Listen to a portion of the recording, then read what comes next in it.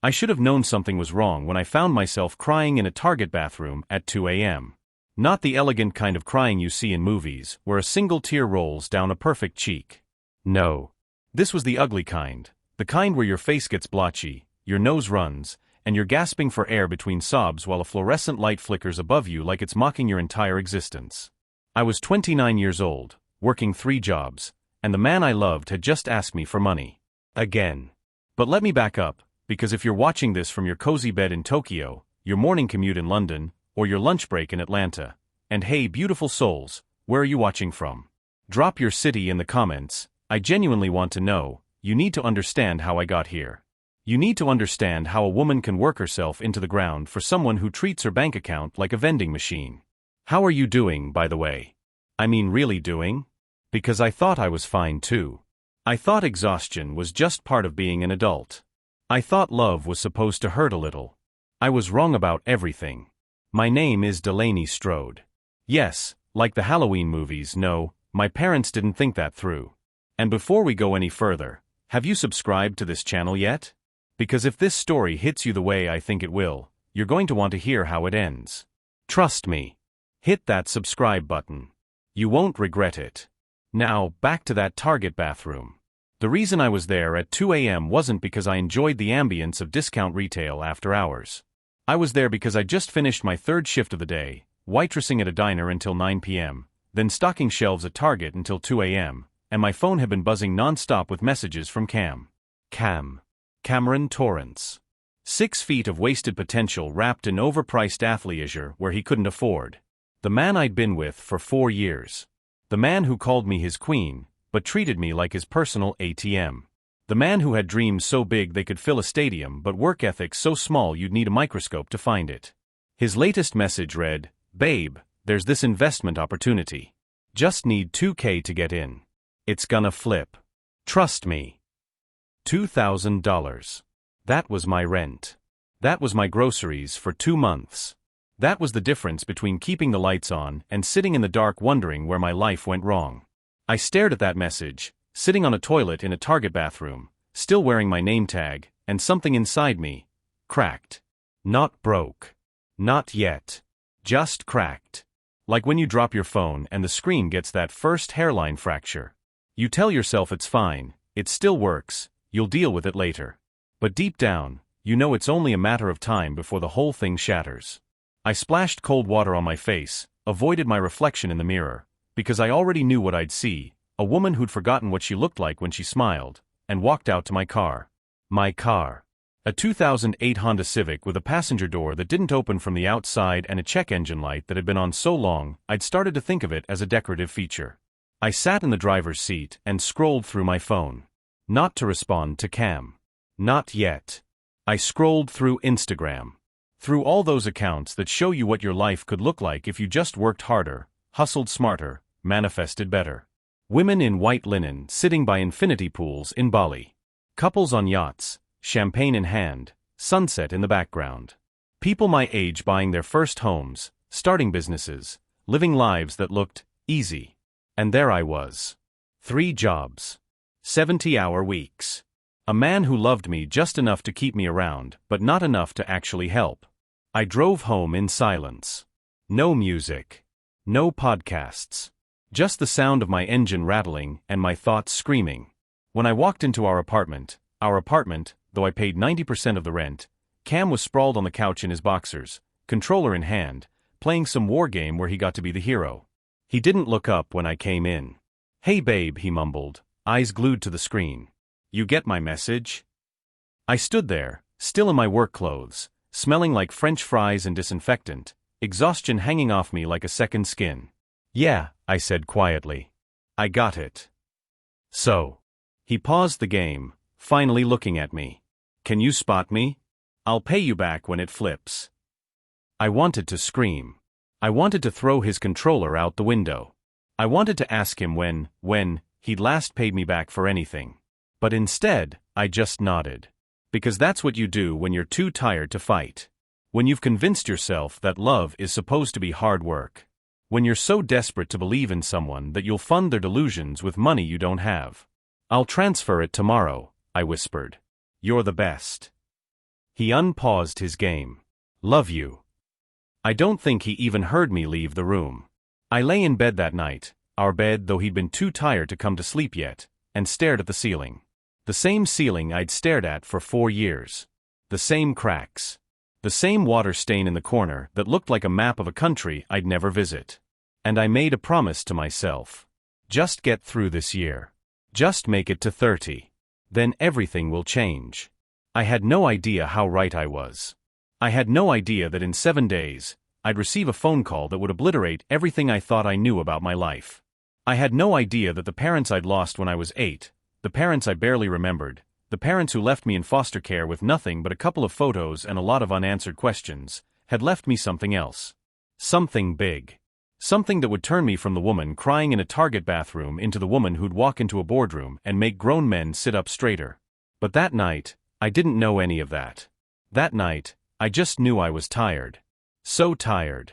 And the man I loved was in the other room, playing video games with my rent money, probably already planning his next investment opportunity. What I didn't know, what I couldn't know, was that in 3 days, he'd meet someone at a bar. Someone blonde. Someone wealthy.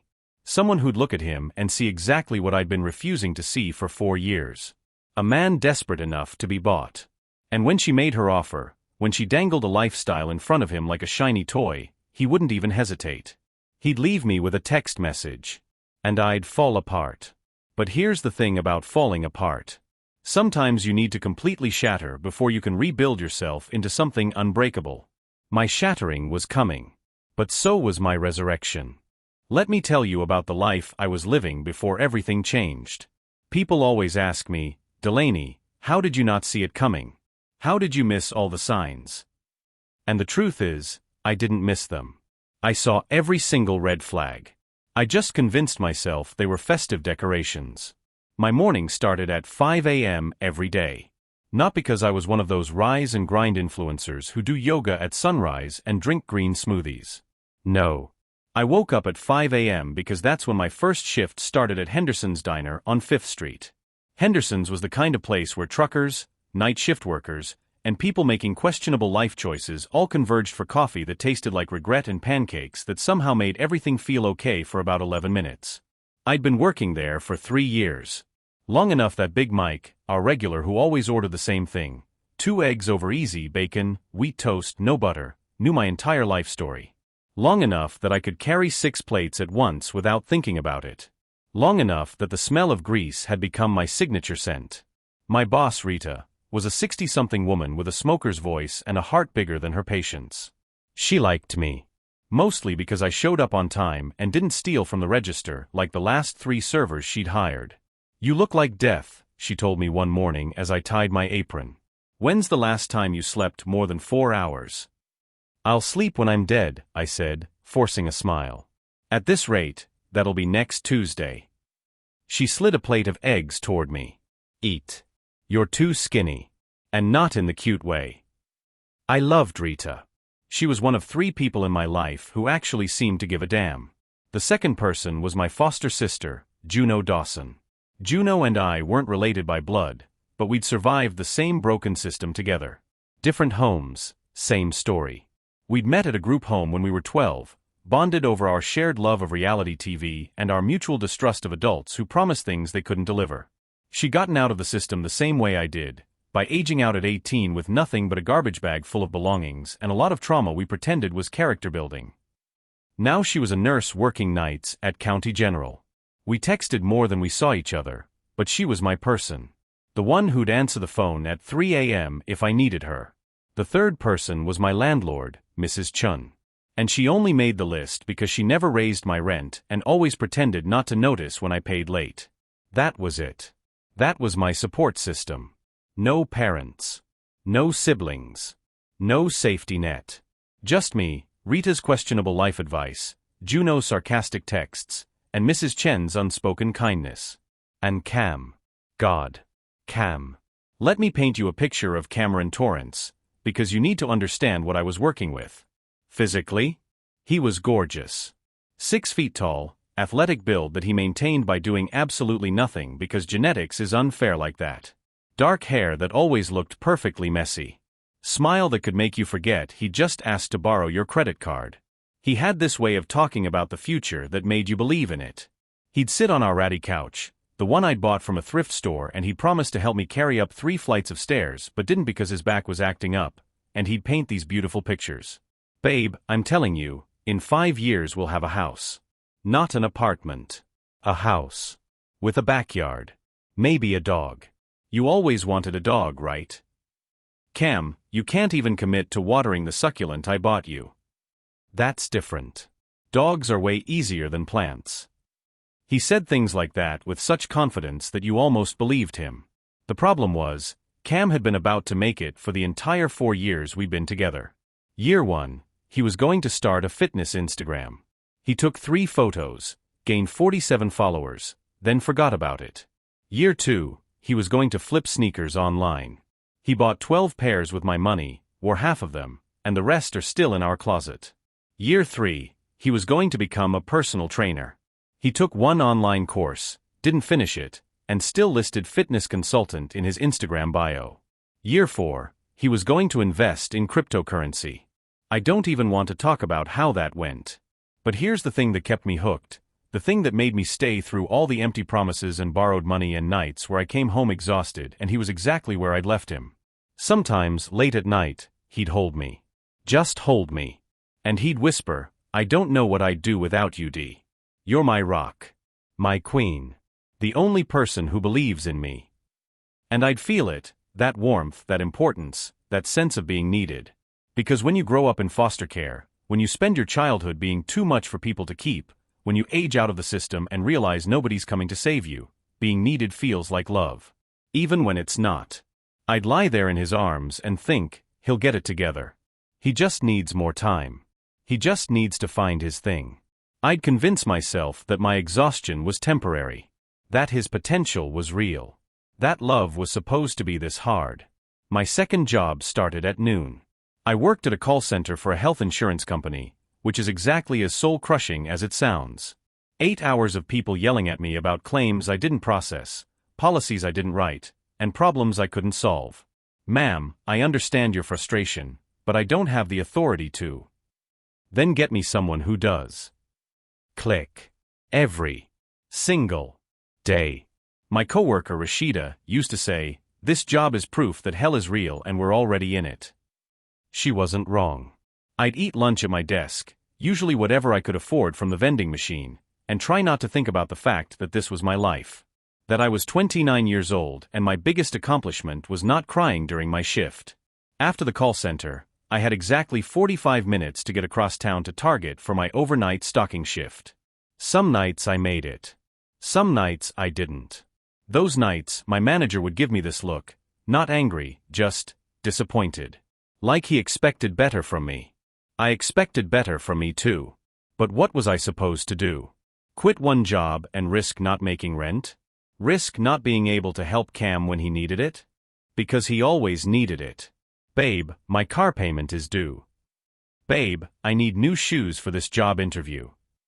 Babe, my phone bill is past due and they're about to cut me off. And I'd pay it. Every time. Because I loved him. Because I needed him to need me.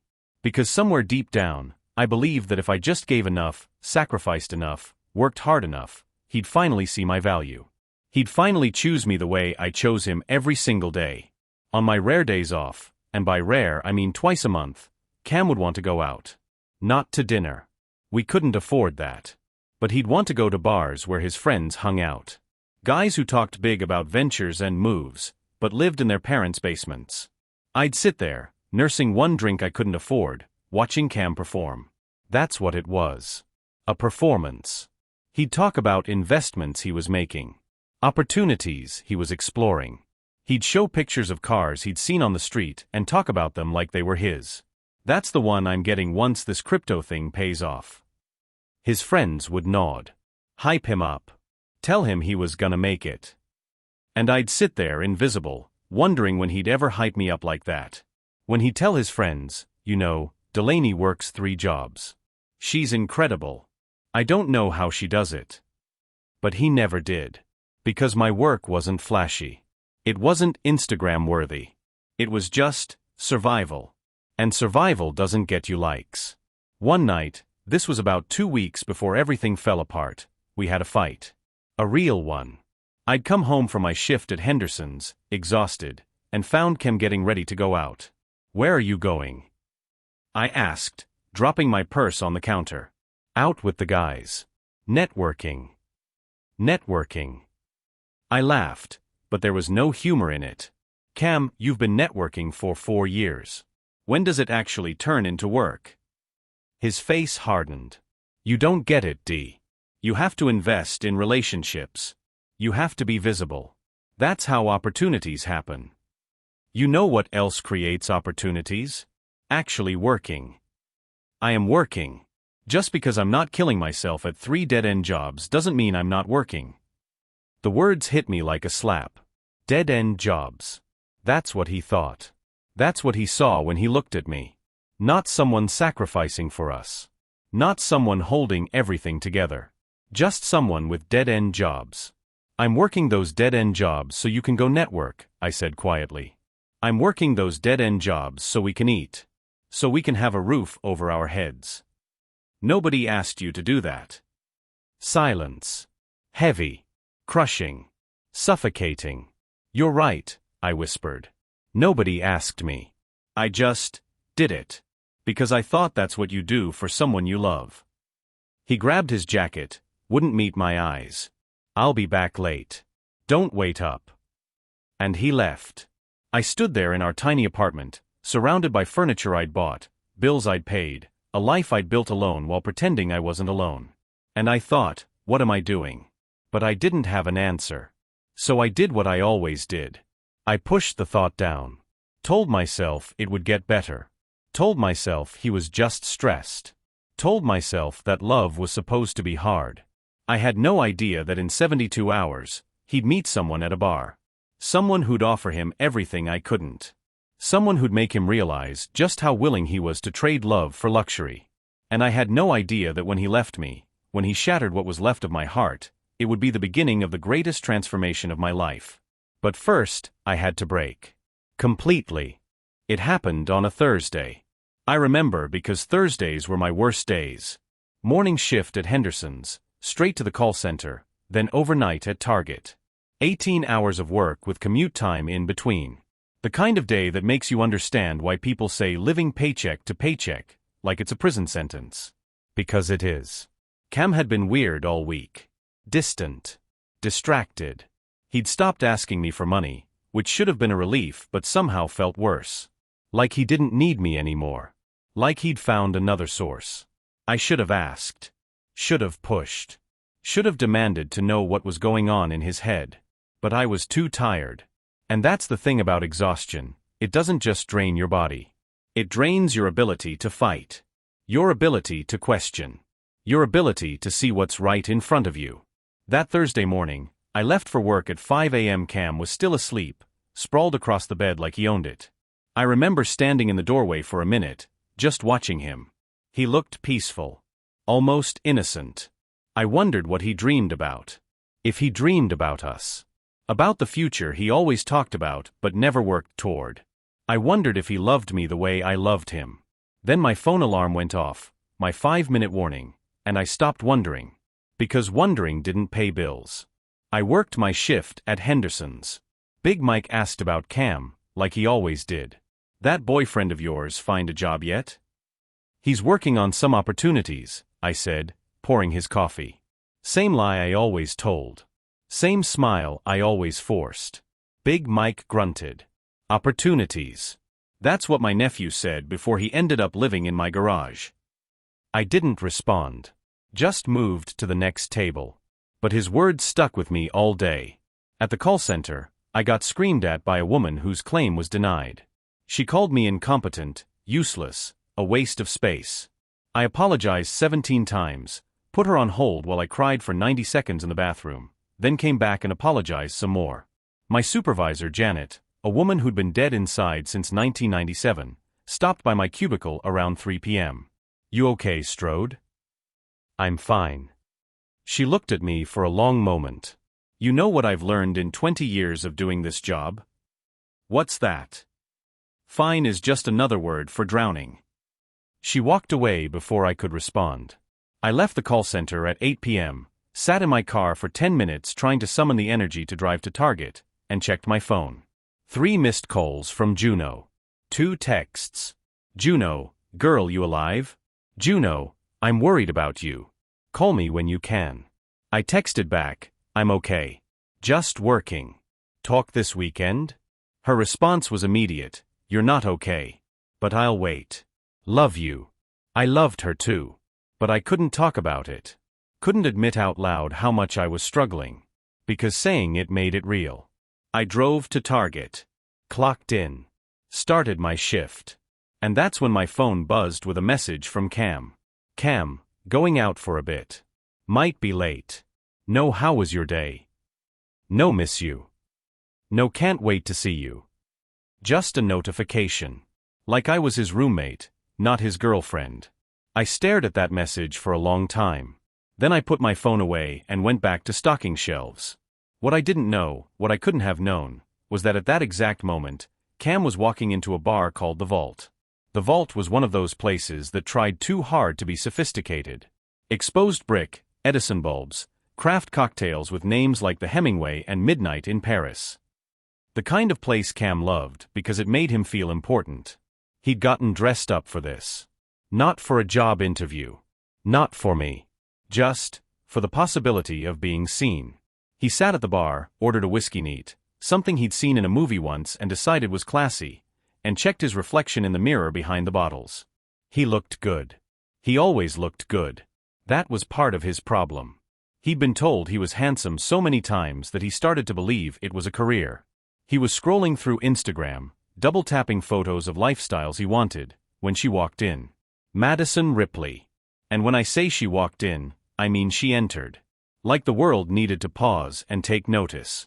She was blonde, not the natural kind, but the expensive kind. The kind that required monthly maintenance and cost more than my rent. She wore a white pantsuit that probably cost more than my car. Diamond earrings that caught the light like little stars. Heels that could have been weapons. She was beautiful in that way that rich people are beautiful. Not because of genetics, but because of access. Access to trainers, nutritionists, dermatologists, stylists, and probably several other people whose job it was to make sure she looked like this. She sat down 2 seats away from Cam. Ordered a martini. Extra dry. 3 olives. Didn't look at him. That drove him crazy. Cam was used to women looking at him. He'd built his entire self-worth on being noticed. So when this goddess sat down and acted like he didn't exist, his ego couldn't handle it. He waited 5 minutes. Then 10. She sipped her martini, scrolled through her phone, completely unaware, or pretending to be unaware, of his existence. Finally, he made his move. That's a good choice, he said, nodding at her drink. Classic. Simple. Elegant. She glanced at him.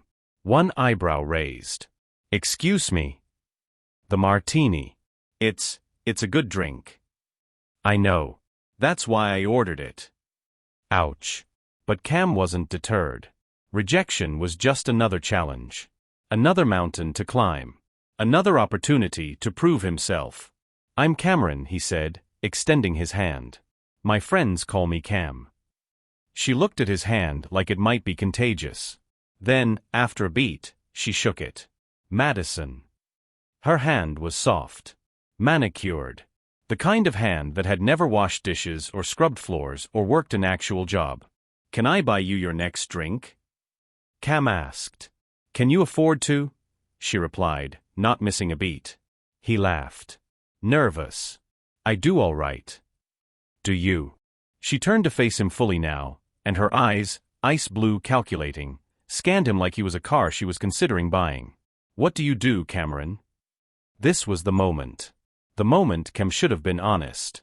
Should have said, I'm between opportunities. Should have admitted he was broke and barely holding it together. But Cam had never been good at honesty. I'm in investments, he said smoothly. Tech sector. Crypto. Some real estate. Interesting. She sipped her martini. Which firm? I'm independent. Freelance. You know how it is. I really don't. She said it with such casual cruelty that it should have been a red flag. Should have been a warning. Should have made him get up and walk away. But Cam didn't see red flags. He saw a challenge. They talked for an hour. Or rather, she asked questions and he lied. Where did he live? Downtown loft. Great views. What did he drive? Audi. A 6. Thinking of upgrading to the RS7. Where did he vacation? Mostly international. Just got back from Turks and Caicos. Every single word was a lie. He lived in a cramped apartment with furniture from thrift stores. He drove a beat-up Nissan that I'd helped him buy. His last vacation was a camping trip 2 years ago that he complained about the entire time. But Madison didn't know that. Or maybe she did, and she just didn't care. Because around the second drink, which she paid for, after Cam's card was declined and he laughed it off as fraud protection, these banks are so paranoid, she leaned in close. You're cute, she said. In that, trying too hard kind of way. I'm not trying, Cam lied. Yes, you are. But that's okay. I like projects. Projects. She smiled. It wasn't a warm smile. It was the smile of someone who just found a new toy. Tell me something, Cameron. What do you want? What do I want? From life. What's the dream? He should have said love. Should have said happiness. Should have said to be better. But that's not what came out. I want to be successful, he said. I want the life I deserve. The house, the car, the respect. I want people to look at me and know I made it. And what are you willing to do for that? The question hung in the air between them like smoke. Whatever it takes, Cam said. Madison's smile widened. Good answer. She pulled out her phone, typed something, then showed him the screen. It was a penthouse. Floor-to-ceiling windows. City views. The kind of place you see in magazines and think, that's not real. Nobody actually lives like that. This is my place, she said casually. Well, one of them. Cam's eyes went wide. One of them. I have 4 properties. This one's my favorite. Great for entertaining. She swiped to the next photo. A white Porsche. This is my car. Well, one of my cars. Another swipe. A yacht. This is my family's boat. We summer in the Hamptons. Cam couldn't speak. Couldn't breathe. His entire concept of wealth was being recalibrated in real time. Who are you? He stammered. Madison Ripley. My father is Lawrence Ripley. He owns Helix Industries. Billion-dollar tech company. You've probably heard of it. Cam hadn't. But he nodded anyway. I'm impressed, Madison said, though her tone suggested she rarely was. Most men try to compete with me.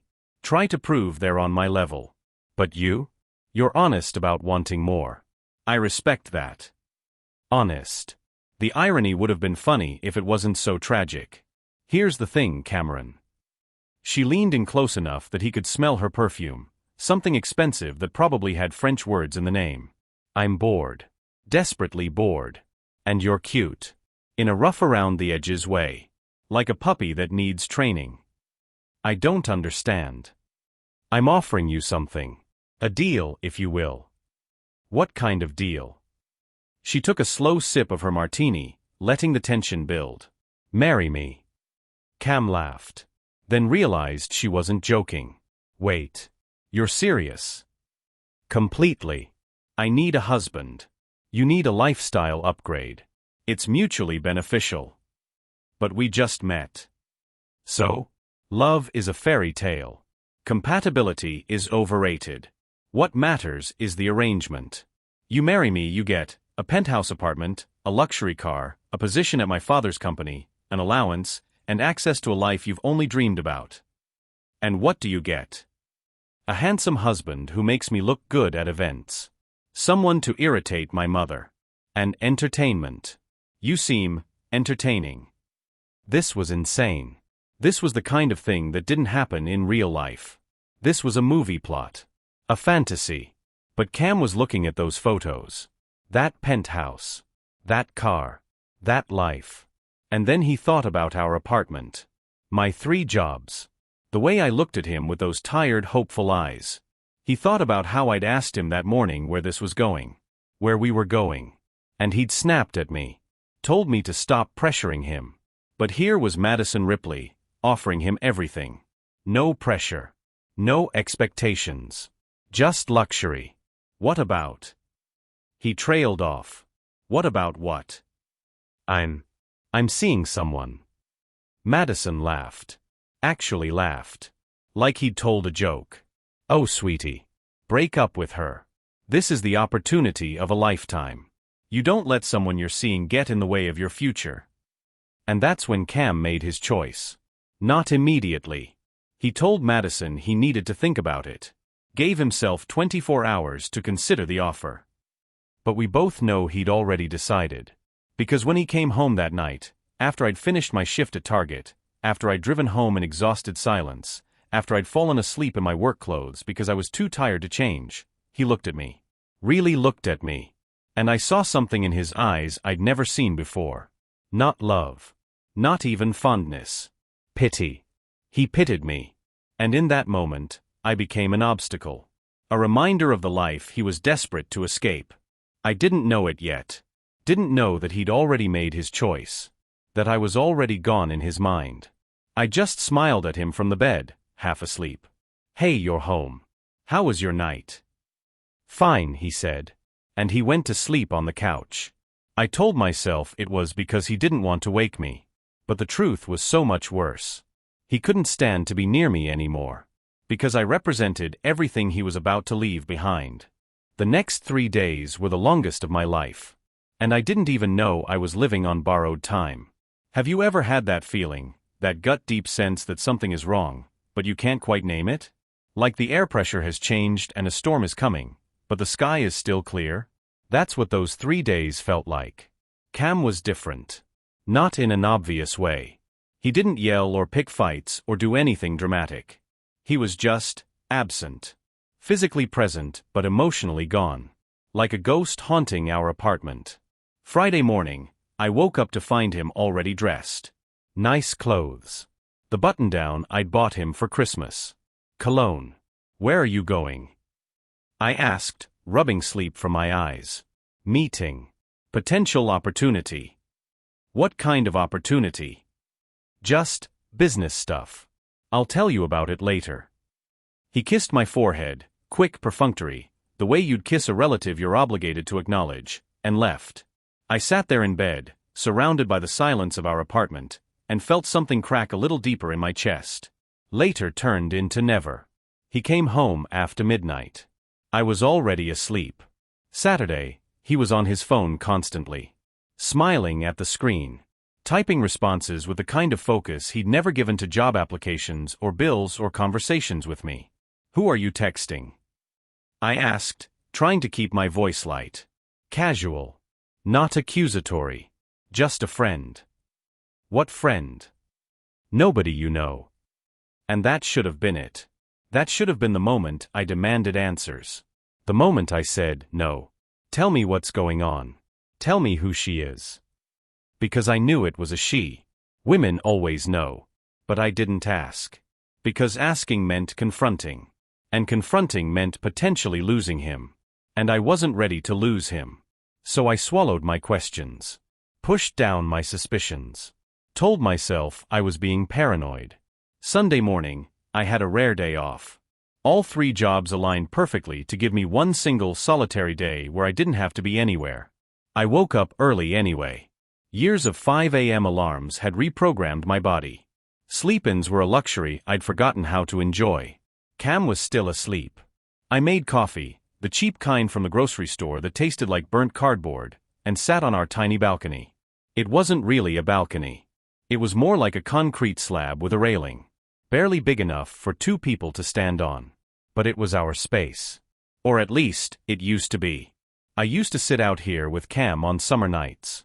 He'd smoke cigarettes even though I hated it, and I'd drink wine even though we couldn't afford it, and we'd talk about the future like it was a real place we could actually get to. 5 years from now, he'd say, we'll look back on this and laugh. Laugh about what? About how broke we were. How we had nothing but still had everything because we had each other. I'd believed him. God, I'd believed every word. But sitting there alone on that balcony, watching the city wake up, I realized something. We'd never had each other. I'd had him. I'd worked for him, sacrificed for him, built my entire life around him.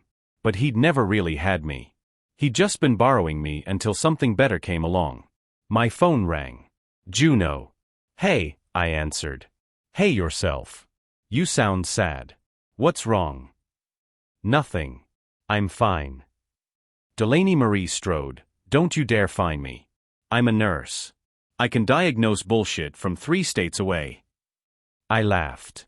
It felt foreign in my mouth. I don't know. Cam's been weird. Weird how? Just distant. Like he's already gone but his body hasn't gotten the memo. Silence on the other end. Then, D, I love you. So I'm going to say this as gently as possible. Cam has always been distant. You've just been too busy working your ass off to notice. That's not fair. No, what's not fair is you killing yourself for a man who wouldn't cross the street for you. He loves me. Does he? Or does he love what you do for him? I didn't have an answer for that. Look, Juno sighed. I'm not trying to hurt you. I see you disappearing. You used to have dreams, D. You used to want things. Now you just work and come home and work some more. That's not living. That's just surviving. What else am I supposed to do? I don't know. But maybe start by asking yourself if you're happy. We talked for a few more minutes, then she had to go, shift at the hospital. I sat with her question. Was I happy? I couldn't remember the last time I'd even considered the question. Happiness felt like a luxury for people who had time to think about it. I went back inside. Cam was awake, sitting on the couch, staring at his phone. Hey, I said softly. Want to do something today? We could go to the park. Or that Thai place you like. Or just be together. He didn't look up.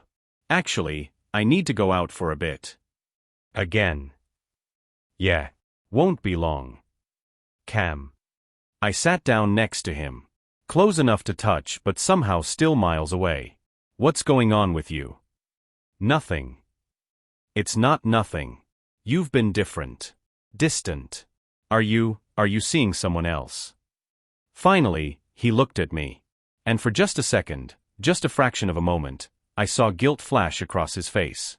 But then it was gone. Replaced by irritation. Are you serious right now? You're accusing me of cheating. I'm not accusing. I'm asking. Well, it feels like an accusation. Jesus, Delaney. I can't even have friends without you getting paranoid. I didn't say anything about friends. I need space, he said, standing up. I need to not feel suffocated every second of every day. Suffocated. That word hit me like a punch to the stomach. I was working 70 hours a week. I was paying all our bills. I was holding our entire life together with duct tape and sheer force of will. And he felt suffocated. I'm sorry, I whispered. Because that's what I always did. Apologized. Even when I wasn't wrong. Even when I was the one being hurt. He grabbed his jacket. I'll be back tonight. When? I don't know. Late. Don't wait up. And he left. I sat there on our thrift store couch, in our cramped apartment, surrounded by a life I'd built alone, and I cried. Not the ugly sobbing kind.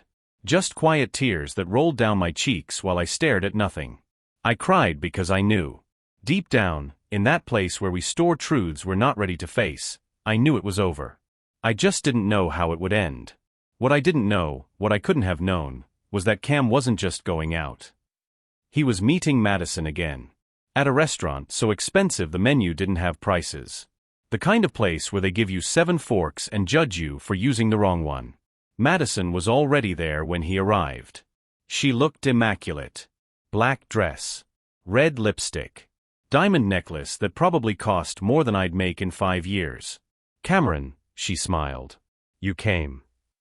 Of course I came. Have you thought about my offer? He had. He'd thought about nothing else for 3 days. Played out every scenario. Weighed every option. Stay with me, struggle, work, slow climb toward a future that might never come. Go with Madison, instant success, luxury, the life he'd always wanted handed to him on a platinum platter. It wasn't even really a choice. I'm in, he said. Madison's smile widened. Excellent. I knew you were smart. Well, smart enough. What happens now? Now? We make it official. I've already had my lawyer draw up a prenup. Don't look so worried, it's generous. You'll be taken care of. We'll have a small wedding. Nothing too extravagant. Just family and close friends. When? 2 weeks. 2 weeks. Is that a problem? I thought you wanted this. I do, that's fast. Cameron. She reached across the table, placed her perfectly manicured hand on his. When you know something is right, why wait? Unless there's someone you need to handle first. The way she said handle. Like I was a problem to be solved. An obstacle to be removed. There is someone, Cam admitted. But it's complicated. It's only complicated if you make it complicated. You're a grown man. You want a different life. So take it. She'll be fine. Women are resilient. Especially the ones who are used to struggling. The casual cruelty of that statement should have horrified him. Instead, he nodded. You're right. I'll handle it. Good. Now, let's discuss your position at Helix Industries. My father is expecting you Monday morning. You'll start as Director of Business Development. 6-figure salary. Corner office. Company car. What do I need to do? Show up. Look presentable. Agree with my father. It's not complicated. Cam felt dizzy. This was happening. This was actually happening. His entire life was about to change. He just had to do one thing first. He had to break my heart. Monday morning, I left for work at 5 a.m. as always. Cam was still asleep. Or pretending to be asleep. I couldn't tell anymore. I kissed his forehead, a habit more than affection, and whispered, "Love you." He didn't respond. At Henderson's, Rita took one look at me and poured me an extra-large coffee. You look worse than usual, which is saying something. Thanks, Rita. Really feeling the love today. I'm serious. When's the last time you took a day off? An actual day where you didn't work yourself into the ground? Yesterday. And did you rest? I thought about spending the whole day wondering where Cam was. Who he was with. Why he couldn't even look at me anymore. Not really. You're going to break, kid. And when you break, it's not going to be pretty. She had no idea how right she was. I worked my shift. Smiled at customers. Pretended everything was fine. Then I went to the call center. Got screamed at by 3 different people about 3 different claims. Went to the bathroom, cried for 2 minutes, came back out, repeated the process. At 6 p.m., my phone buzzed. Cam, can you come home after your shift? We need to talk. For words that have never, in the history of human communication, preceded anything good. We need to talk. My stomach dropped. My hands went cold. My heart started racing. But I texted back, okay. I'll be home around 9. 3 hours. I had 3 hours to prepare myself for whatever was coming. 3 hours to hope I was wrong. 3 hours to pretend I didn't already know. I left the call center at 8:45. Told my target supervisor I was sick. She didn't question it. Probably because I looked like death. I drove home in silence. No music. No podcasts. Just the sound of my engine and my thoughts screaming. When I walked into our apartment, Cam was sitting on the couch. Waiting. He looked nervous. Good. He should be nervous. Hey, he said. Hey. I set my purse down, stayed standing. What did you want to talk about? He couldn't look at me. Just stared at his hands like they held all the answers. This isn't easy for me to say. Then don't say it. My voice cracked. Whatever it is. Just don't. Delaney. No. I know what you're going to say. And I'm asking you, begging you, don't. I can't do this anymore. There it was. The words I'd been dreading. The words I'd somehow known were coming. Can't do what? I whispered. This. Us. I can't be what you need me to be. I never asked you to be anything except here. That's the problem. You're always here. Always working. Always tired. Always struggling. And I can't watch it anymore. I can't be part of it. Part of it. My voice rose. Cam, you are it. I'm struggling because I'm carrying both of us. I'm working 3 jobs because you won't work one. See? This is what I'm talking about. The resentment. The anger. It's toxic. I'm not angry. I'm exhausted. There's a difference. I met someone. The room tilted. The air left my lungs. Time stopped. What? I met someone, he repeated, finally looking at me. Someone who gets me. Someone who sees my potential. I see your potential. I've been seeing your potential for 4 years. She can give me opportunities you can't. She. I laughed, but it sounded broken. Of course it's a she. Who is she? That doesn't matter. It matters to me. Her name is Madison. She's successful. She's offering me a job. A real future. And what am I offering? What have I been offering this entire time? Struggle. That's all we ever do, Delaney. Struggle. We struggle because you won't help. I have been breaking myself in half trying to keep us afloat while you sit on this couch and dream about a life you're not willing to work for. Well, I don't have to work for it anymore, he said quietly. She's giving it to me. The silence that followed was deafening. You're leaving me, I whispered. For someone who's giving you money. It's not about money. Then what is it about? It's about finally getting what I deserve. And what about what I deserve? Tears were streaming down my face now. What about 4 years of my life? What about every dollar I gave you? Every shift I worked so you could network? What about all of that? I'm sorry. You're sorry. I wiped my face, but the tears kept coming. That's it? For years and you're sorry. What do you want me to say? I want you to say you're lying. I want you to say this is a nightmare and I'm going to wake up and you're going to still love me. Delaney. He stood up, tried to move toward me. Don't. I stepped back. Don't touch me. Don't look at me. Just go. I need to get my things. Now? You're leaving right now. Madison's sending a car. I'm moving into her place tonight. Tonight. He'd already made arrangements.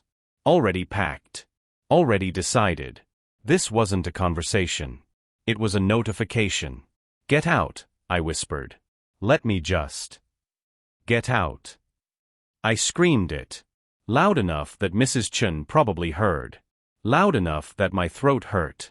Loud enough that maybe, just maybe, it could crack through whatever delusion he was living in.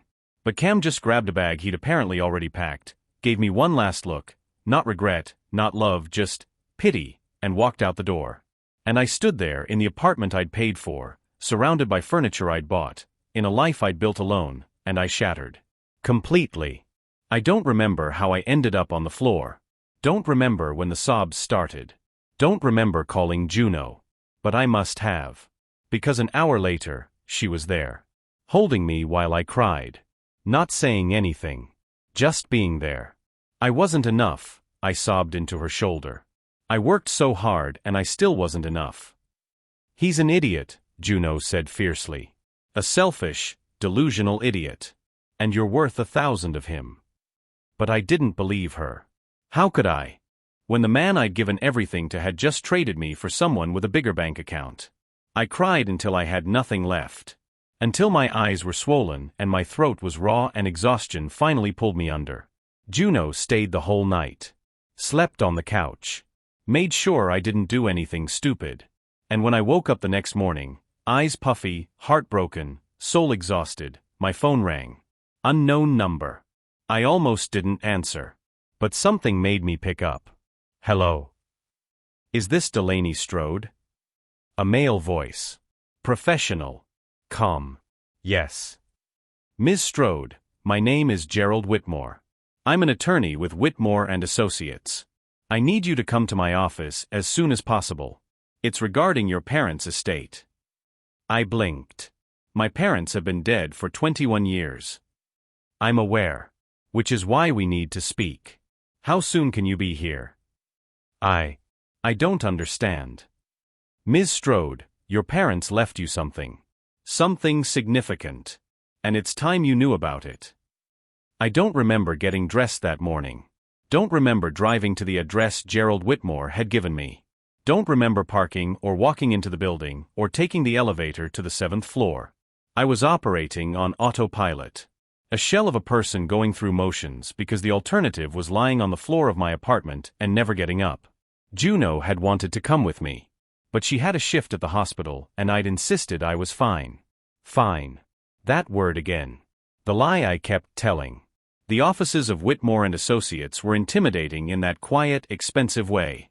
Mahogany furniture. Leather chairs. Floor-to-ceiling windows overlooking the city. The kind of place where important people discussed important things. I felt completely out of place in my thrift store jeans and yesterday's shirt that I'd slept in because I couldn't bring myself to change. The receptionist, a woman with perfect makeup and a smile that didn't reach her eyes, looked me up and down with barely concealed judgment. Can I help you? I have an appointment with Gerald Whitmore. I'm Delaney Strode. She checked her computer, and her expression shifted from dismissive to professional. Of course. Mr. Whitmore is expecting you. Right this way. She led me down a hallway lined with certificates and awards. Proof of success. Proof of importance. Proof that I absolutely did not belong here. She knocked on a door at the end of the hall. Mr. Whitmore? Ms. Strode is here. Send her in. I stepped into an office that was somehow even more intimidating than the lobby. More mahogany. More leather. More proof of wealth and power. Behind a massive desk sat a man in his 60s. Silver hair. Shop suit. Kind eyes behind expensive glasses. Gerald Whitmore stood up and extended his hand. Ms. Strode. Thank you for coming. Please sit. I shook his hand, his grip was firm, confident, and sat in one of the leather chairs facing his desk.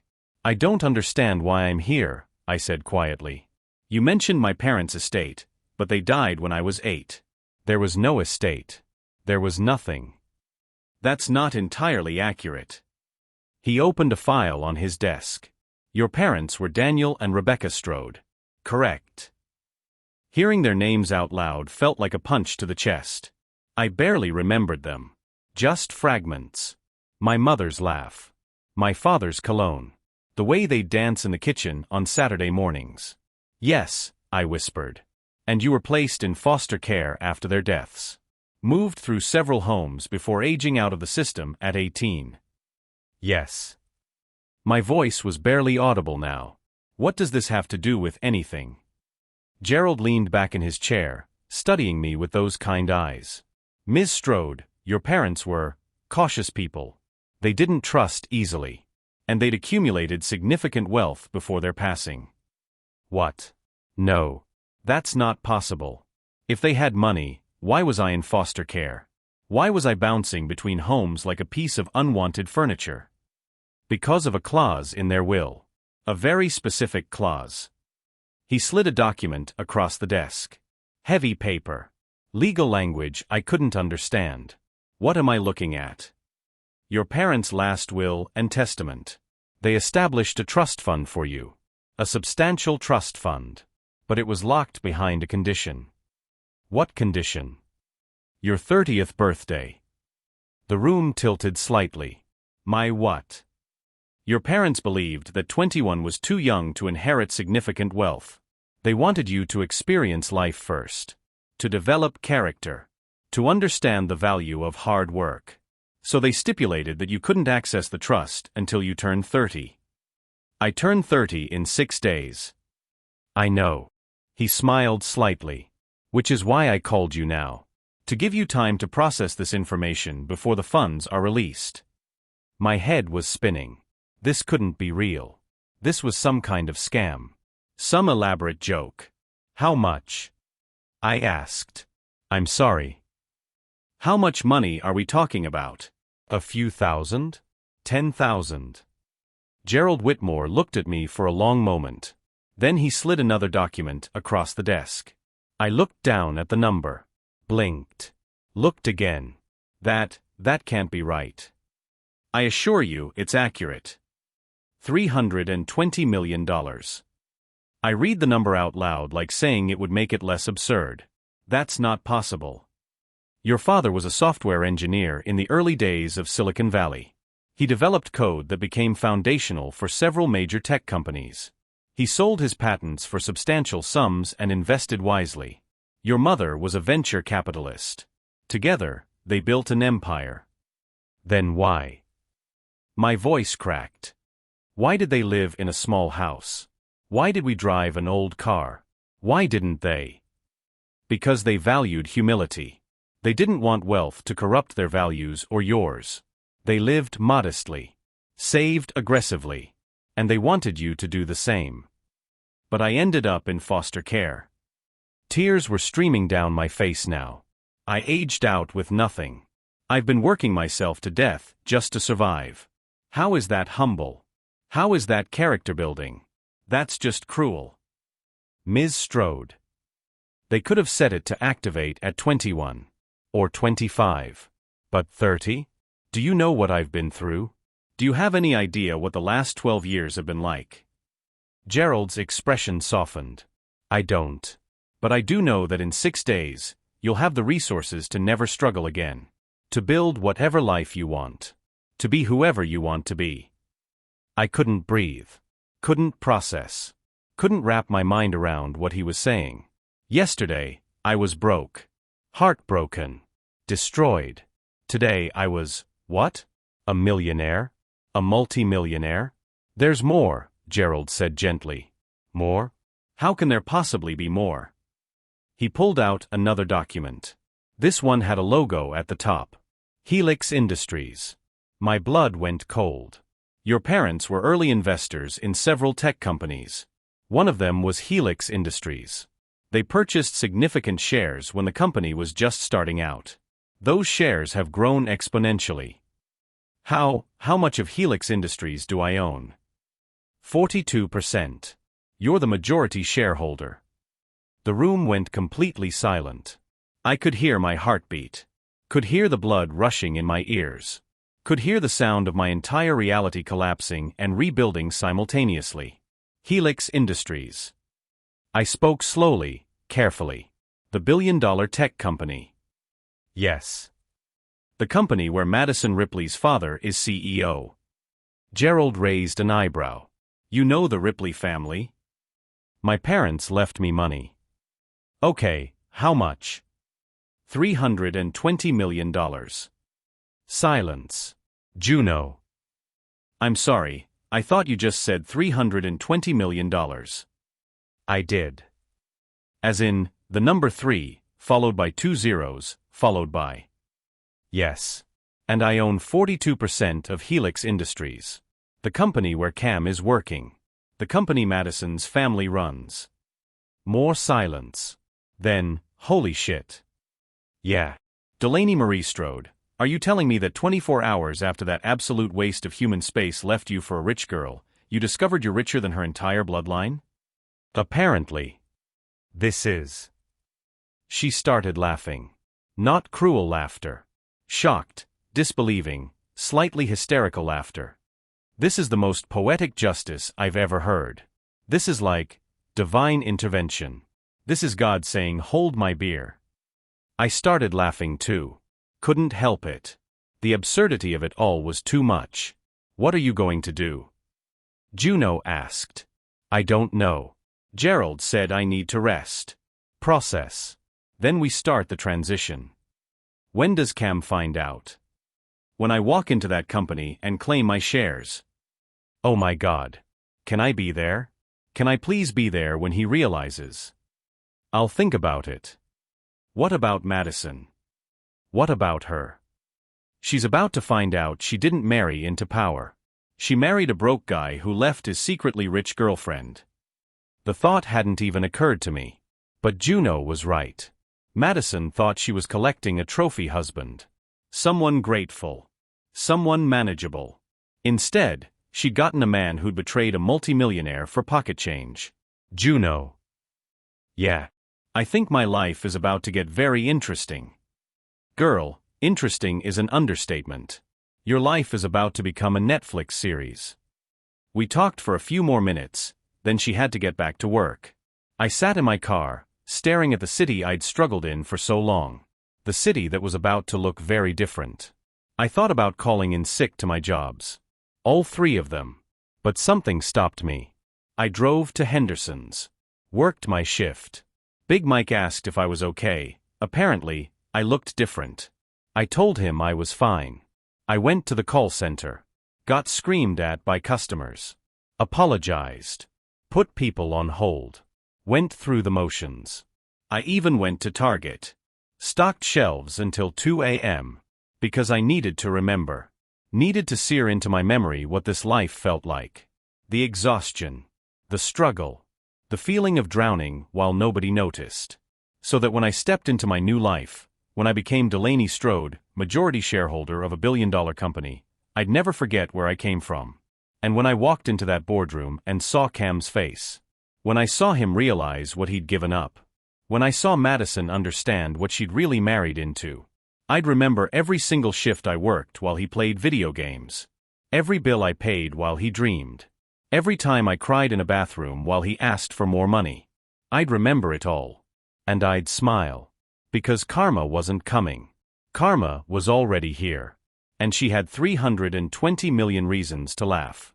While I was discovering I owned a fortune, Cam was discovering he'd made a terrible mistake.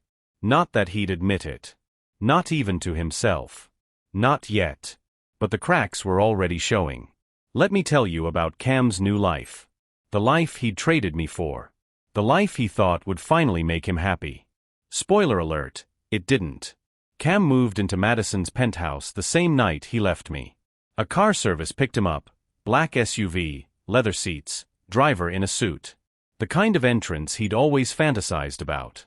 The penthouse was everything the photos had promised. Floor-to-ceiling windows overlooking the city. Marble countertops. Furniture that probably cost more than our entire apartment building. A wine fridge. A wine fridge. Separate from the regular fridge. Cam walked through those rooms like he was touring a museum. Afraid to touch anything. Afraid to breathe wrong. What do you think? Madison asked, sipping champagne like it was water. It's incredible, Cam said. And he meant it. Good. Because this is your life now. Our life. That should have been his first warning. The way she said our life like she was granting him access to something he didn't deserve. But Cam was too busy taking photos for Instagram. Photos he'd never post because Madison had already made it clear that their relationship was private for now to notice. That first night, they had dinner. Not food they cooked. Food that was delivered by a private chef who came to the penthouse, prepared everything in Madison's pristine kitchen, served it on china that probably cost more than my car, then disappeared like a ghost. Cam ate slowly. Carefully. Trying to figure out which fork to use. Madison watched him with amused eyes. You've never had osso buco before, have you? I've had similar things. Don't lie. It's unbecoming. She cut into her meat with surgical precision. You're going to need etiquette training. My mother will arrange it. Etiquette training? Yes. How to eat properly. How to dress properly. How to speak properly. You'll be representing the Ripley family now. We have standards. Cam's smile faltered. I know how to eat. You're using the wrong fork. He looked down. He was. It's fine, Madison said, though her tone suggested it wasn't. That's what the training is for. After dinner, they went to bed. Not to sleep. Well, eventually to sleep. But first. Let's just say Cam quickly realized that Madison approached intimacy the same way she approached everything else, with clinical efficiency and a focus on her own satisfaction. When it was over, she rolled over and went to sleep. Cam lay there, staring at the ceiling of a bedroom that cost more than I'd make in 5 years, and felt empty. He pushed the feeling down. Told himself he was just adjusting. That this was normal. That he'd made the right choice. But that hollow feeling in his chest wouldn't go away. Monday morning, Cam started his new job at Helix Industries. He showed up at 8 a.m. sharp, earlier than he'd woken up in years, wearing a suit Madison had bought him. Tom Ford. $3,000. More than I'd spent on clothes in my entire life. The Helix Industries building was intimidating. All glass and steel and modern architecture that screamed we're important and we know it. Cam walked through the lobby trying to look confident. Like he belonged. He didn't. Everyone could tell. Madison's assistant, a sharp woman named Victoria who looked like she could kill you with a glance, met him at reception. Mr. Torrance. Welcome. Follow me. She led him to the executive floor. Past cubicles of people actually working. Past conference rooms filled with people in meetings. Past evidence that this was a real company with real employees doing real work. His office was at the end of the hall. Corner office. Floor-to-ceiling windows. Mahogany desk. Leather chair. This is yours, Victoria said. Mr. Ripley will meet with you at 9 to discuss your responsibilities. Great. Thanks. She left. Cam sat in his chair, his very expensive, very comfortable chair, and spun around to look at the view. The city sprawled below him. He'd made it. He was finally somebody. Then he tried to log into his computer and realized he had no idea what his login credentials were. At 9 sharp, Lawrence Ripley walked into his office. Lawrence was everything you'd expect from a billionaire CEO. 65 years old. Silver hair. Tailored suit. The kind of presence that made you sit up straighter without meaning to. Cameron. His handshake was firm. Almost aggressive. Welcome to Helix. Thank you, sir. I'm excited to. Let me be clear about something. Lawrence sat on the edge of Cam's desk. A power move. You're here because my daughter wanted you here. Not because you're qualified. Not because you bring any particular skill set. But because Madison has always gotten what she wants. Cam's mouth went dry. I'm a fast learner. I don't care how fast you learn. I care that you don't embarrass this family. You will show up on time. You will dress appropriately. You will attend meetings and stay quiet unless spoken to. You will sign documents when told to sign them. And you will remember, every single day, that you married up. Married, we're not married yet. Lawrence smiled. It wasn't a kind smile. You will be. Madison doesn't date. She collects. And she's collected you. So do try to be worth the investment. He left without another word. Cam sat there, feeling smaller than he'd felt in years. This wasn't respect. This wasn't success. This was being someone's pet. The next few days were a masterclass in humiliation. Tuesday, Cam attended his first board meeting. He sat at a massive table with people who actually knew what they were doing. Lawrence asked him a question about quarterly projections. Cam stammered through an answer that made everyone in the room exchange glances. Madison, sitting across from him, didn't even try to hide her disappointment. Wednesday, Madison's mother, Patricia Ripley, invited them to lunch. Patricia was everything Madison would become in 30 years. Beautiful. Cold. Ruthlessly efficient in her cruelty. She spent the entire meal asking Cam about his background, his education, his family. Each question designed to highlight everything he lacked. So you didn't attend university? I took some online courses. How industrious. And your parents? What do they do? My dad's a mechanic. My mom's a dental hygienist. How salt of the earth. She said it like it was a diagnosis. Madison sat there, eating her salad, saying nothing. Not defending him. Not helping him. Just watching. Like he was an experiment. Thursday, the etiquette training began. A woman named Constance arrived at the penthouse at 6 a.m. to teach Cam how to present himself properly. For 3 hours, she corrected everything. His posture. His handshake. The way he said, "Excuse me." The way he held a wine glass. The way he walked. You slouch, she said. Ripley men don't slouch. Shoulders back. Chin up. Like you deserve to be in the room. I feel ridiculous.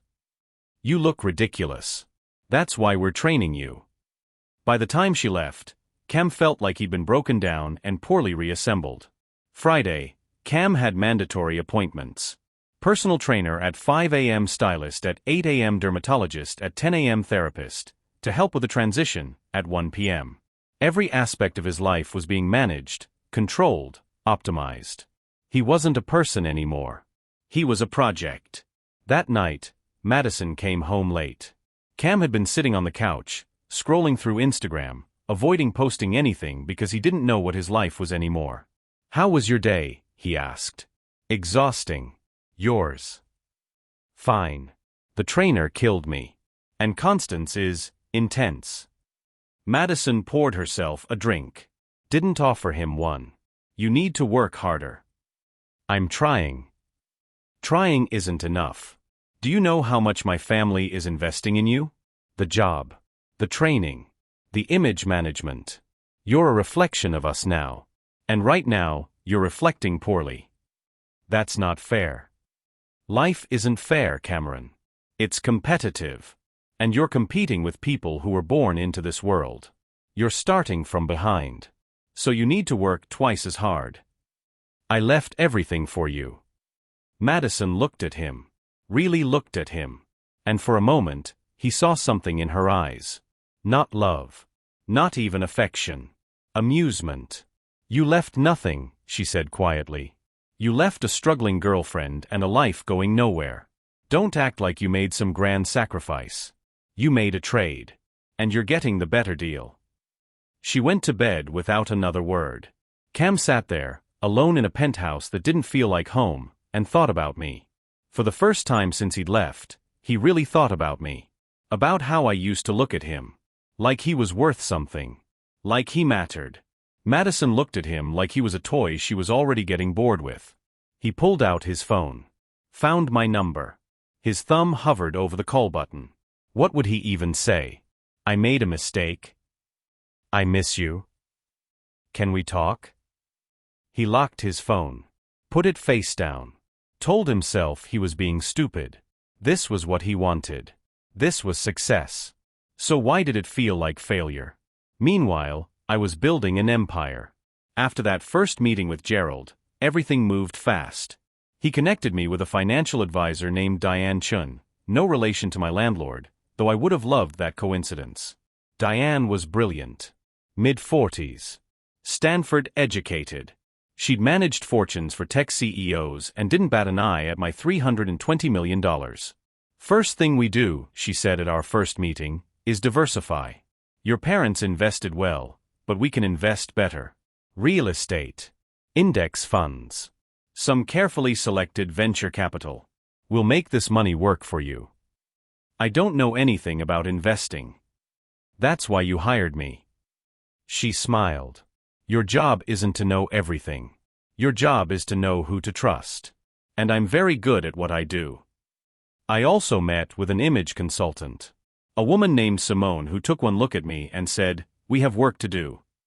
Is that supposed to be encouraging? Honesty is more valuable than encouragement.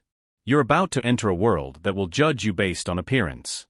We're going to make sure they see power when they look at you. For 3 days, Simone transformed me. New wardrobe. Not flashy. Not obviously expensive. But quality. The kind of clothes that whispered wealth instead of screaming it. New haircut. My hair had been the same since I was 16, long, usually in a ponytail, always practical. Simone took me to a salon where they spent 4 hours cutting, coloring, styling. When I looked in the mirror, I barely recognized myself. I looked sophisticated, put together, like someone who knew her worth. Better. Simone asked. Different. Different is good. Different means you're not who you used to be. She was right. I wasn't. Gerald also introduced me to someone unexpected, the current CEO of Helix Industries International Division. His name was James Willoughby. And he was... God, where do I even start? James was 42. British. Tall. The kind of handsome that made you forget how to form sentences. Dark hair with hints of gray at the temples. Sharp jaw. Eyes that seemed to see everything. But more than his looks, it was his presence. He commanded rooms without trying. Spoke with quiet authority. Made you feel like you were the most important person in the world when he talked to you. We met at Gerald's office. James had flown in from London for the meeting. Ms. Strode. He shook my hand. His grip was warm. Confident. It's an honor. You know who I am. I know you're the reason I'm about to have a very interesting week. He smiled. I've been wanting to meet the mysterious majority shareholder for years. The Ripleys have been very careful to keep your existence quiet. Why? Because knowledge is power. And they didn't want anyone knowing someone had more power than them. We sat down. Gerald explained the situation. James listened, asked questions, took notes. So when you step forward, James said, the Ripleys lose majority control. Lawrence will remain CEO, but he'll answer to you. And his daughter's husband. He said the word like it tasted bad. Boyfriend. They're not married yet. Ah. Well, this will complicate that arrangement considerably. You don't like the Ripleys. It wasn't a question. James smiled. I respect Lawrence's business acumen. He's brilliant. But he's also ruthless. And Patricia is. He paused, choosing his words carefully. Let's just say she makes ruthless look warm and fuzzy. And Madison? Madison is what happens when you give someone everything and teach them nothing. She's clever. Strategic. But she's never had to fight for anything. Never had to earn anything. She collects things. People. Experiences. Then discards them when she's bored. She collected my boyfriend. James looked at me. Really looked at me. Then your boyfriend is a fool. The way he said it made my breath catch. I want to help you, James continued. The Ripleys have been running Helix like it's their personal kingdom. But it's your company. And I think with the right guidance, you could do something extraordinary with it. I don't know anything about running a company. You don't need to. You need to know who to trust. Who to empower. Who to remove. He leaned forward. I've been CEO of International Operations for 6 years. I've grown that division by 340%. I know this company inside and out. And I know where the bodies are buried. Why help me? You could have allied with the Ripleys. Made your life easier. Because I didn't get into this business to watch entitled people coast on inherited wealth. I got into it to build things. And I think you and I could build something remarkable. He extended his hand again. Partners. I looked at his hand. At his face. At the possibility he was offering. And I shook it. Partners. My birthday was in 2 days. 2 days until the trust activated. Until I officially became one of the wealthiest women in America. Until everything changed. Gerald scheduled the board meeting for the day after my birthday. Maximum dramatic effect. We'll notify the Ripleys 24 hours in advance, he said. Legal requirement. But not enough time for them to mount any real defense. What will they do? Panic, most likely. Try to buy you out. Threaten legal action. Lawrence will probably try intimidation. Patricia will try manipulation. Madison will try, well, I'm not sure what Madison will try. And Cam. Cam will realize he bet on the wrong horse. That night, I couldn't sleep. Lay in bed, my old bed in my old apartment, one last time, and thought about everything that had happened. A week ago, I was crying in a Target bathroom. 3 days ago, I was heartbroken and destroyed. Now I was about to walk into a boardroom and reclaim everything that had always been mine. I thought about Cam. About how he'd looked at me that last night. That pity in his eyes. I wondered what he'd look like when he saw me again. When he realized what he'd thrown away. When he understood that the woman he'd left for being too poor owned the company he thought would save him. I smiled in the dark. And for the first time in days, maybe years, I felt something that wasn't exhaustion or sadness or resignation. I felt powerful. My 30th birthday was the quietest, most significant day of my life. I woke up at 5 a.m. Not because I had to work. I'd quit all 3 jobs 2 days earlier, with mixed reactions from my bosses. Rita had hugged me and told me she knew I was destined for more. My call center supervisor had just shrugged. My target manager had seemed relieved. I woke up at 5 a.m. because my body didn't know how to sleep in anymore. I lay in bed, watching the sun rise through my cheap curtains, and thought about everything that had led to this moment. 29 years of struggle. Of feeling like I wasn't enough. Of working myself into the ground for people who didn't appreciate it. Today, all of that changed. My phone buzzed. A text from Juno. Juno, happy birthday you beautiful multimillionaire bitch. How does it feel to be old and rich? I smiled. Texted back, ask me in a few hours. Juno, I'm taking you out tonight. Champagne. Steak. The works. We're celebrating properly. Me, deal. Another text. This one from Gerald. Gerald, happy birthday Ms. Strode.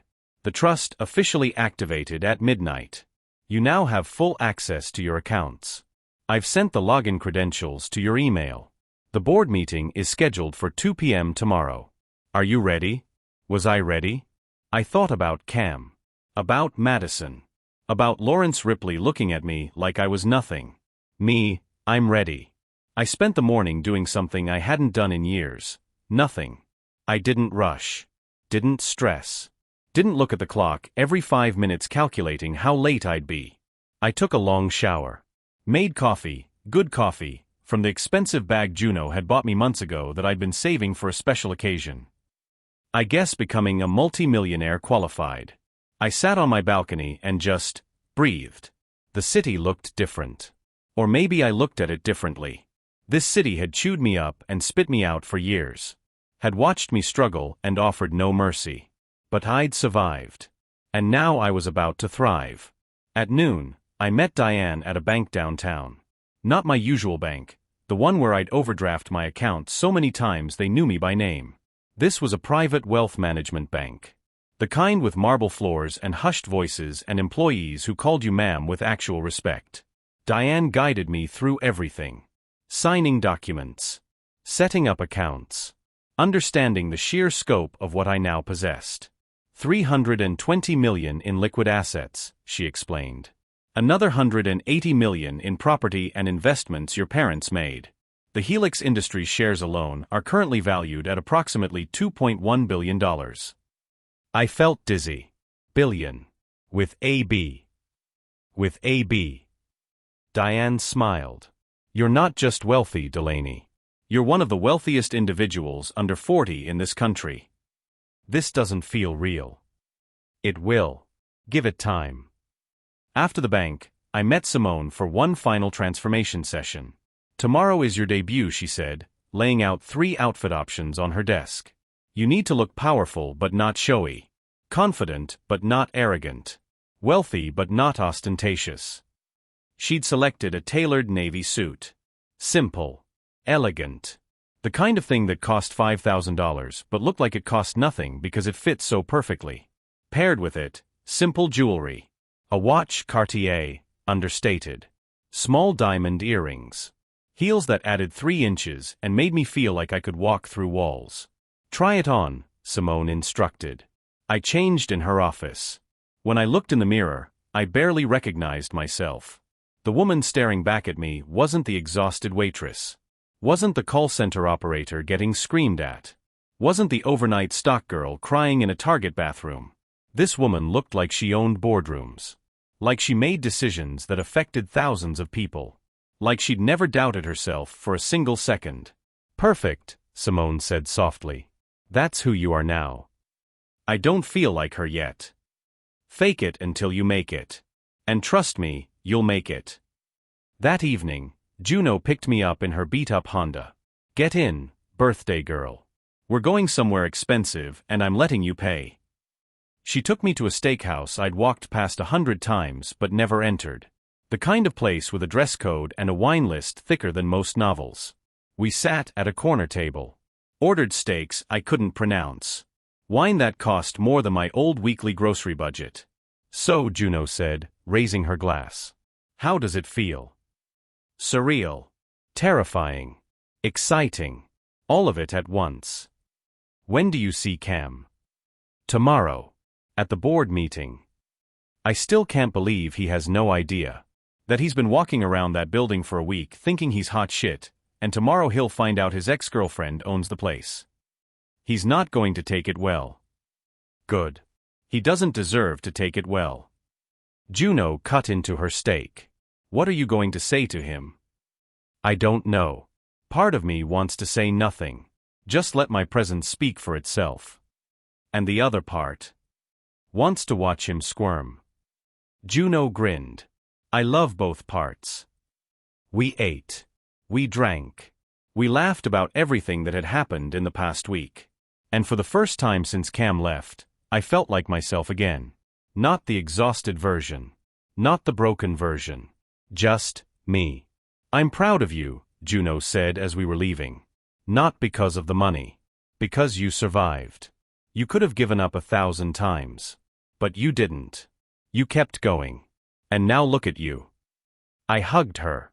Held on tight. I couldn't have done it without you. Yeah, you could have. But I'm glad you didn't have to. That night, I barely slept. Not from anxiety. From anticipation. Tomorrow, everything would change. Tomorrow, I'd walk into Helix Industries as the majority shareholder. Tomorrow, Cam would see me again. And this time, he'd be the one feeling small. The morning of the board meeting, I woke up at 7 a.m. I took my time getting ready. The suit fit perfectly. The shoes made me feel powerful. The makeup, subtle professional, made me look like I'd been doing this for years. I stood in front of my bathroom mirror and practiced my introduction. Hello, I'm Delaney Strode, majority shareholder of Helix Industries. My voice shook the first time. Steadier the second. By the fifth time, I believed it. Gerald picked me up at noon. James met us at the car. Ready? James asked. As I'll ever be. You'll be brilliant. Just remember, you own this company. They work for you. Not the other way around. We drove to Helix Industries in silence. I watched the building get closer. That massive glass structure that had seemed so intimidating just weeks ago. Now it was mine. The car pulled up to the front entrance. Gerald and James flanked me as we walked through the lobby. People stared. Whispered. Wondered who I was. They'd find out soon enough. We took the elevator to the executive floor. My heart was pounding so hard I was sure everyone could hear it. The Ripleys were notified last night, Gerald said quietly. Lawrence has been making calls all morning. He's not happy. Good. The elevator doors opened. Victoria, Madison's assistant, was waiting. Her expression was carefully neutral. Ms. Strode. Mr. Ripley is expecting you. Conference room A. She led us down the hall. Past Cam's office. The door was closed. I couldn't see him. Part of me was disappointed. I wanted him to see me walk by. Wanted him to wonder. We reached the conference room. Victoria opened the door. Ms. Delaney Strode, Mr. Gerald Whitmore, and Mr. James Willoughby. I stepped inside. The conference room was massive. Floor-to-ceiling windows. A table that could seat 30 people. Currently, it held about 15. At the head of the table sat Lawrence Ripley. He looked exactly as I'd imagined. Powerful. Intimidating. Furious. To his right, Patricia Ripley. Ice-cold beauty barely concealing rage. To his left, Madison. And next to Madison, looking confused and out of place, Cam. Our eyes met. I watched the recognition hit him. Watched his face go from confusion to shock to something that looked like horror. His mouth opened. Closed. Opened again. Delaney. His voice was barely a whisper. I didn't respond. Just smiled. Small. Controlled. Devastating. Then I walked to the opposite end of the table, the other power position, and sat down. Gerald and James sat on either side of me. Lawrence spoke first. His voice was tight. Controlled. Barely containing his anger. Ms. Strode. I received some very interesting documents last night. Documents claiming you own 42% of this company. Not claiming, I said calmly. I do own 42% of this company. My parents, Daniel and Rebecca Strode, were early investors. They purchased those shares 30 years ago. I inherited them when they passed away. Why are we only hearing about this now? Because the shares were held in trust until my 30th birthday, which was yesterday. Silence. Lawrence's jaw clenched. You expect us to believe that you've owned majority shares for 21 years and never once thought to mention it? I didn't know, I said simply. The trust was confidential. I only learned about it last week. How convenient. Mr. Ripley. Gerald's voice cut through the tension. Everything is documented. Legal. Binding. Ms. Strode is the rightful majority shareholder, which means she has final say on all major company decisions. This is absurd. Patricia spoke for the first time. Her voice was crisp. Sharp. You can't expect us to believe that this waitress is qualified to have any say in running a billion-dollar company. The room went cold. I met Patricia's eyes. Held her gaze. You're right. I was a waitress. I was also a call center operator and an overnight stock clerk. I worked 3 jobs to survive. Which means I understand hard work. Understand sacrifice. Understand what it takes to build something from nothing. I turned to Lawrence. How long has it been since you worked a job that didn't come with a corner office and a 6-figure salary, Mr. Ripley? Lawrence's face turned red. How dare you, Patricia started. I'm not here to take over, I interrupted. I'm here to claim what's mine. Mr. Ripley, you're a brilliant businessman. This company has thrived under your leadership. I have no intention of removing you as CEO. Lawrence looked surprised. You don't? No. But I do intend to be involved. To understand how my company operates. To ensure decisions are made in the best interest of all shareholders. Not just one family. This is still our company, Madison spoke for the first time. No. I looked at her. Really looked at her. It's not.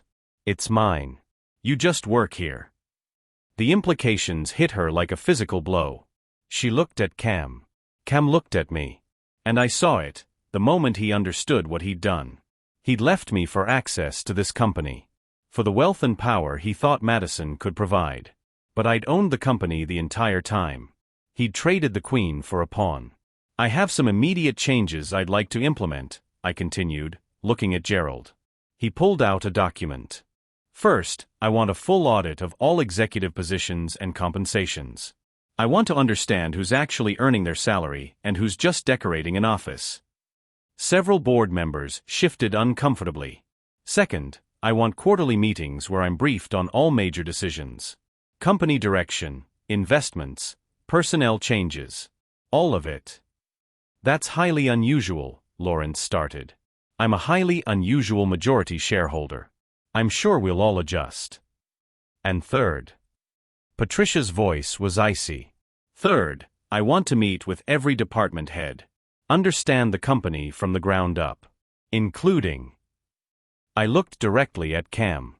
Business development. Cam looked like he might vomit. Mr. Torrance, isn't it? I said, as if I didn't know him. As if we hadn't spent 4 years together. As if he hadn't broken my heart a week ago. Why yes, he stammered. I look forward to reviewing your department's performance. I'm sure you're doing excellent work. I smiled. Sweet. Poisonous. Madison's hand gripped Cam's arm. Tight. Territorial. But I saw the calculation in her eyes. She was realizing in real time that she hadn't married into power. She'd married a man who'd left power behind. The meeting continued for another hour. Details were discussed. Plans were made. The board members, who'd been skeptical at first, started asking me intelligent questions. I answered them. Calmly. Professionally. Because I'd done my homework. Gerald and James had prepared me well. By the end of the meeting, I could see the shift. These people no longer saw me as an intruder. They saw me as an owner. As the meeting adjourned, Lawrence approached me. Ms. Strode. A word. Of course. Gerald and James stood nearby, protective, as Lawrence leaned in. "You're making a mistake," he said quietly. "This company is complex. Delicate. You may own the shares, but you don't understand the business. You'll destroy everything we've built." "Or," I said calmly, "I'll improve it. I guess we'll find out. I could make your life very difficult." "You could try. But Mr. Ripley, I survived foster care, poverty, and 29 years of struggling to survive in a world that didn't care if I lived or died. Do you really think you intimidate me?" For the first time, Lawrence looked uncertain. I smiled. "I'll see you at the next board meeting." I walked past him. Past Patricia, who looked like she wanted to set me on fire with her mind. Past Madison, who was staring at Cam with something that looked like disgust.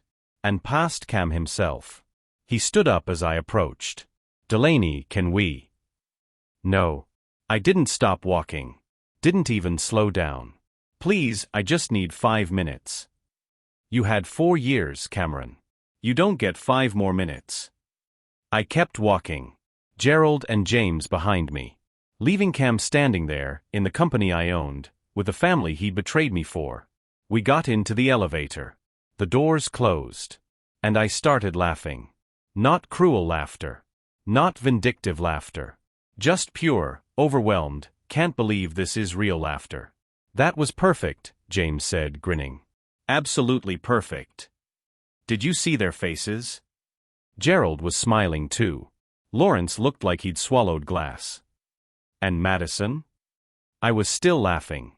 She looked like she was reconsidering every life choice she'd ever made. "As she should," James said. "She married a man who's now professionally beneath her. That's going to complicate things." The elevator reached the lobby. We walked out into the sunshine. I took a deep breath. I'd done it. I'd walked into that room as an outsider and walked out as an owner. I'd faced the people who thought I was nothing and proven I was everything. And Cam. God, Cam had looked at me like I was a ghost. Like I was something that couldn't possibly be real. He'd wanted success. Wanted power. Wanted the easy way up. And he'd left it all behind for a woman who was now trapped with him. Where to now? Gerald asked. "Home," I said. "I need to process this." "We should celebrate," James suggested. "This was a victory. You should mark it." "Rain check?" I need a minute." They understood. Gerald drove me back to my apartment. My old, cramped, cheap apartment. Tomorrow, I'd start looking for something new.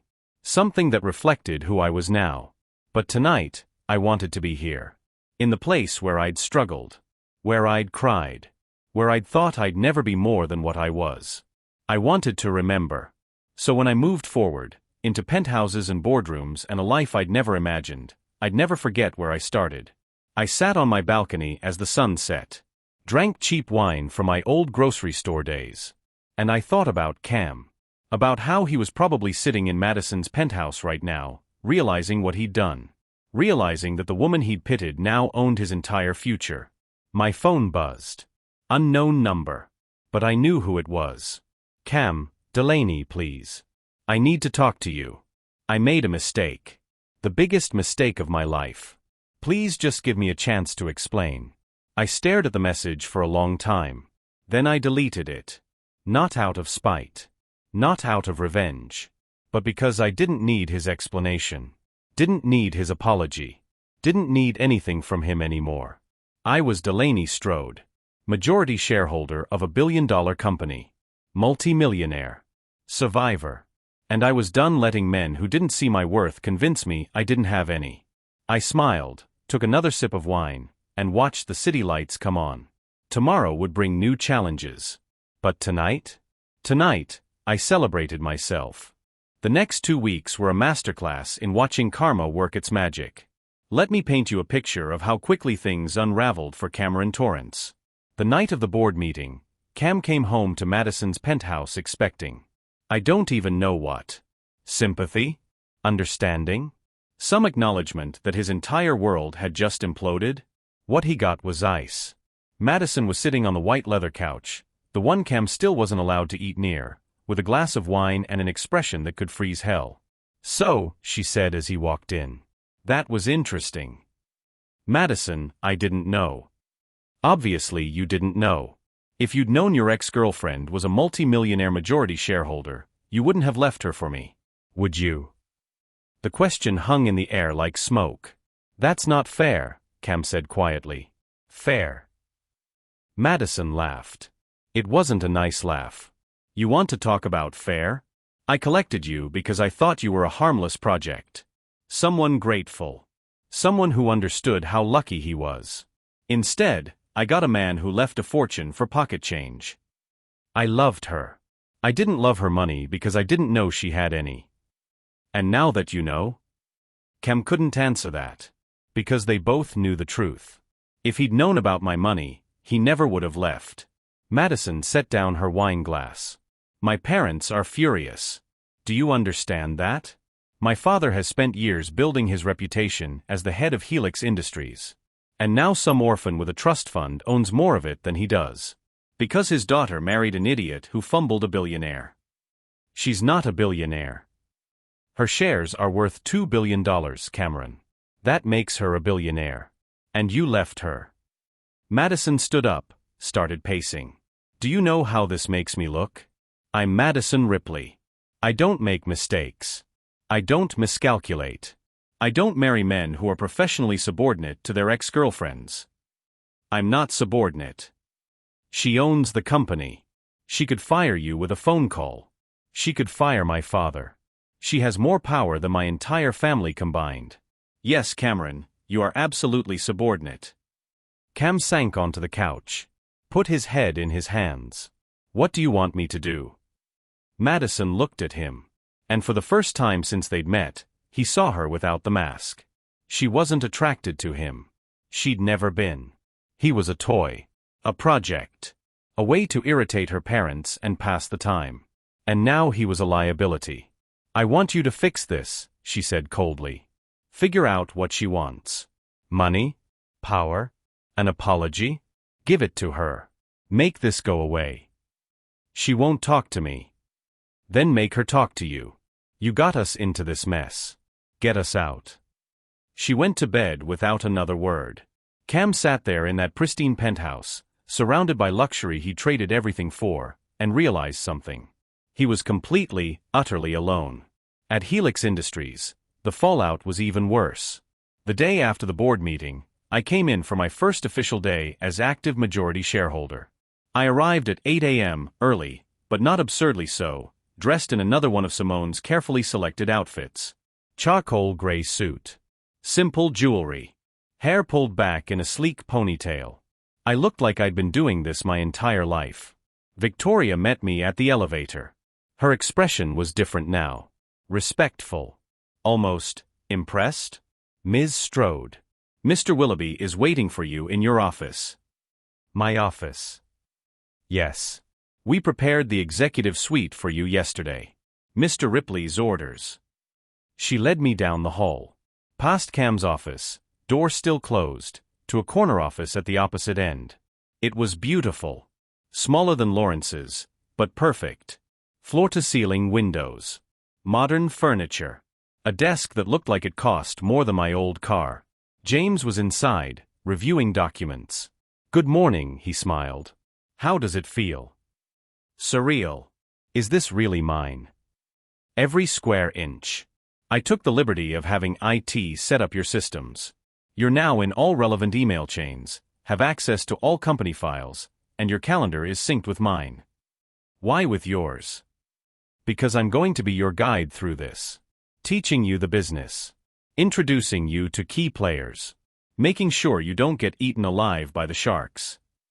He grinned. Starting with the department head meetings. When do those start? 10 minutes. First up, business development. My stomach flipped. Cam's department. Indeed. Should be fascinating. The meeting took place in a smaller conference room. Just me, James, Cam, and two other people from his department, a woman named Rachel and a man named Tom who both looked competent and vaguely terrified. Cam looked like he hadn't slept. His suit was wrinkled. His eyes were red. He kept fidgeting with his pen. Thank you all for meeting with me, I said, settling into my chair with more confidence than I felt. I wanted to understand what business development does, your current projects, and your vision for the future. Rachel spoke first. She was smart, articulate, clearly knew her stuff. Tom went next. Also impressive. Then it was Cam's turn. So, Mr. Torrance, I said, keeping my voice professional. Walk me through your role here.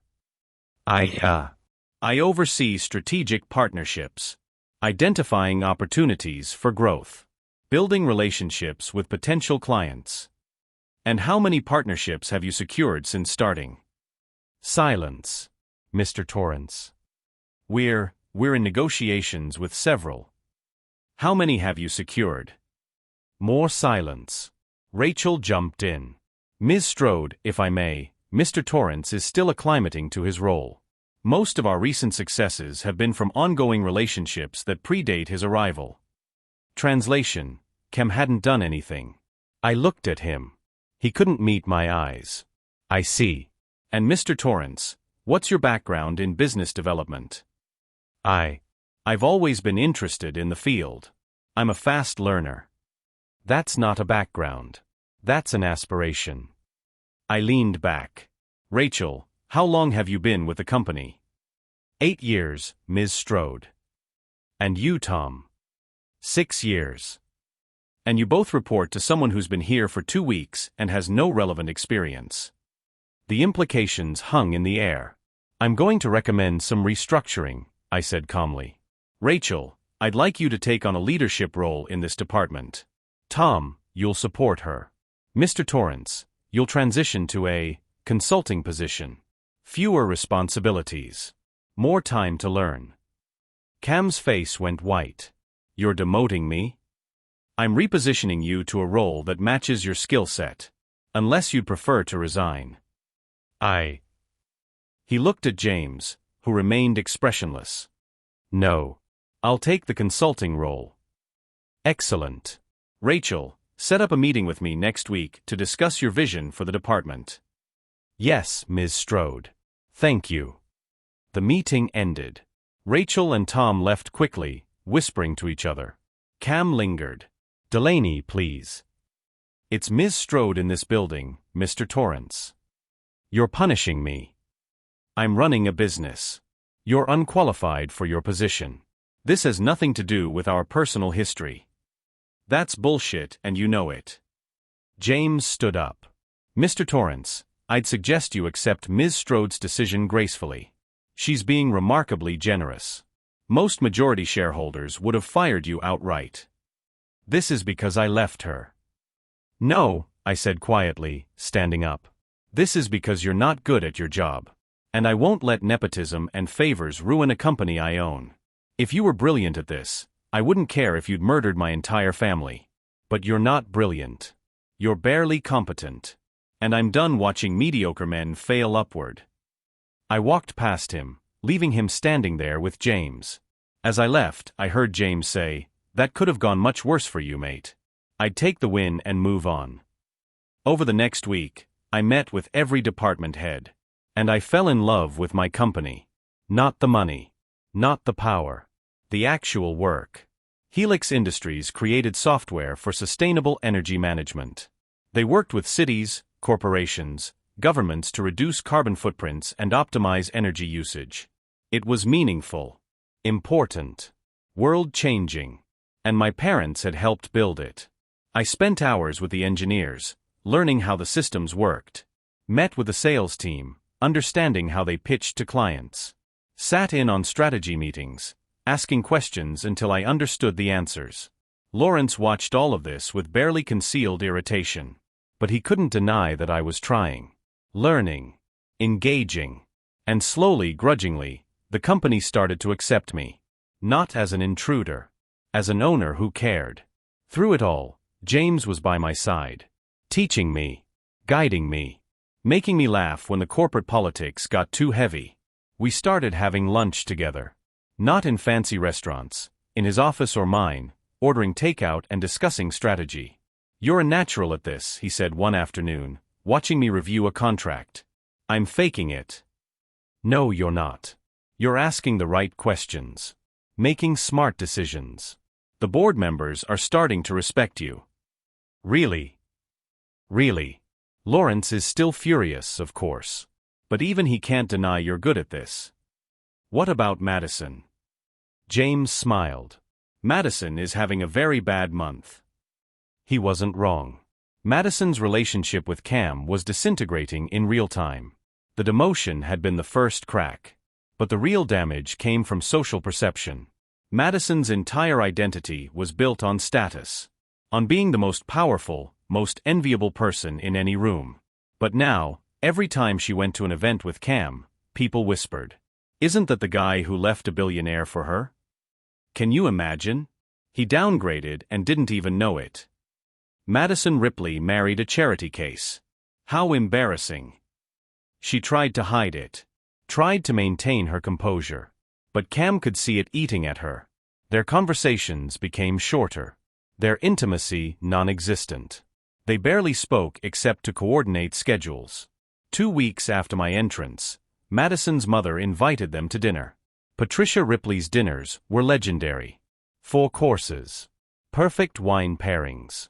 Conversation that doubled as psychological warfare. That night, she decided to go for the kill. "So Cameron," Patricia said over the soup course. "How is your new consulting position?" "It's fine, thank you." Consulting. That's a gentle word for we don't know what to do with you. Isn't it? "Mother," Madison started. "I'm simply curious. Your husband, excuse me fiancé, left a woman worth billions to marry you. And now he works in a diminished capacity at a company she owns. How does that feel?" Cam set down his spoon. "I made a mistake. I've acknowledged that." "Have you?" "Because from where I'm sitting, you haven't acknowledged anything. You left that poor girl heartbroken and penniless, or so you thought, chased after my daughter's money, and now you're trapped." "I'm not trapped." "Oh, but you are. You can't leave Madison now. That would make you look like an even bigger fool. But staying makes you look weak. It's quite the predicament." "Patricia, that's enough," Lawrence said firmly. But the damage was done. Cam excused himself. Said he wasn't feeling well. Madison found him 20 minutes later, standing on her parents' balcony, looking out at the city. "She's right," Cam said quietly. "About what?" "All of it. I am trapped. I am weak. And I ruined everything." Madison should have comforted him. Should have said something supportive. But she was tired. Tired of defending him. Tired of being embarrassed. Tired of him. "Then fix it," she said coldly. "Or leave." "You want me to leave?" "I want you to stop making me look bad. I want you to stop being a constant reminder of my worst decision. I want—" She trailed off. "You want me to be someone I'm not. I want you to be someone worth the investment." That night, they slept in separate rooms. And Cam lay awake, realizing that he'd traded real love for conditional acceptance. He'd left a woman who loved him for who he was for a woman who was disappointed by who he wasn't. Meanwhile, James and I were growing closer. It started innocently. Lunches turned into dinners. Work conversations turned into personal ones. I learned about his life. His divorce 3 years ago, amicable but painful.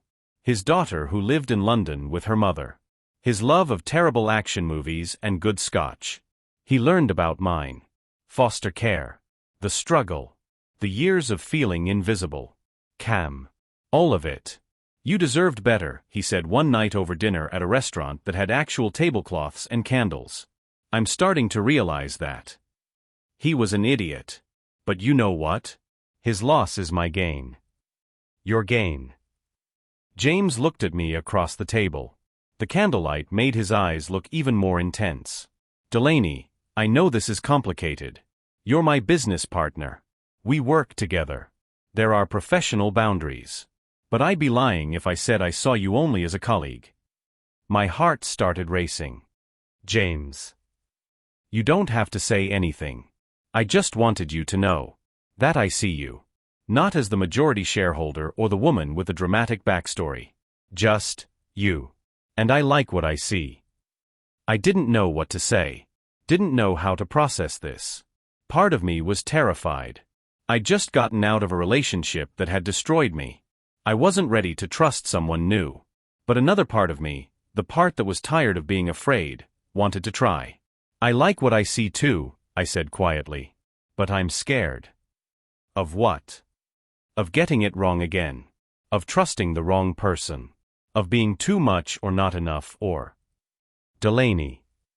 He reached across the table, took my hand. You're not too much. You're not too little. You're exactly right. And I'm not Cam. I'm not going to leave when things get hard. I'm not going to make you carry everything. I'm not going to take you for granted. How do I know that? You don't. Not yet. But let me prove it. I looked at our hands. At his face. At the possibility he was offering. And I made a choice. Okay, I whispered. Prove it. He smiled. That genuine warm smile that made me feel like maybe, just maybe, I could trust again. We didn't kiss that night. Didn't rush into anything. Just held hands across the table and talked until the restaurant closed. And for the first time in years, I felt something that wasn't exhaustion or anxiety or fear. I felt hope. 3 weeks after my entrance, Lawrence called a special board meeting. There's been a development, he said cryptically. I arrived with James. The conference room was full. All the major shareholders. All the key executives. Including Cam, who sat in the back corner looking miserable. Lawrence stood at the head of the table. I'll get straight to it. A competitor has made an offer to acquire Helix Industries. $5.2 billion. The room erupted in whispers. That's nearly double our current valuation, someone said. It's an excellent offer, another voice added. The board is inclined to accept, Lawrence continued. However, as majority shareholder, Ms. Strode has the final say. So I'm asking, what do you want to do, Ms. Strode? All eyes turned to me. This was it. The ultimate test. I could take the money. Walk away with billions. Never have to work again. Never have to prove myself again. Or I could stay. Build something. Be part of something bigger than myself. I looked at James. He gave me a small nod. Whatever I decided, he'd support it. I looked at Lawrence. Waiting for me to take the easy way out. I looked at Cam. Hoping I'd sell so he could escape this nightmare. And I made my choice. I'm rejecting the offer, I said clearly. Helix Industries isn't for sale. Lawrence's eyebrows shot up. Ms. Strode, with all due respect, $5.2 billion. Isn't enough.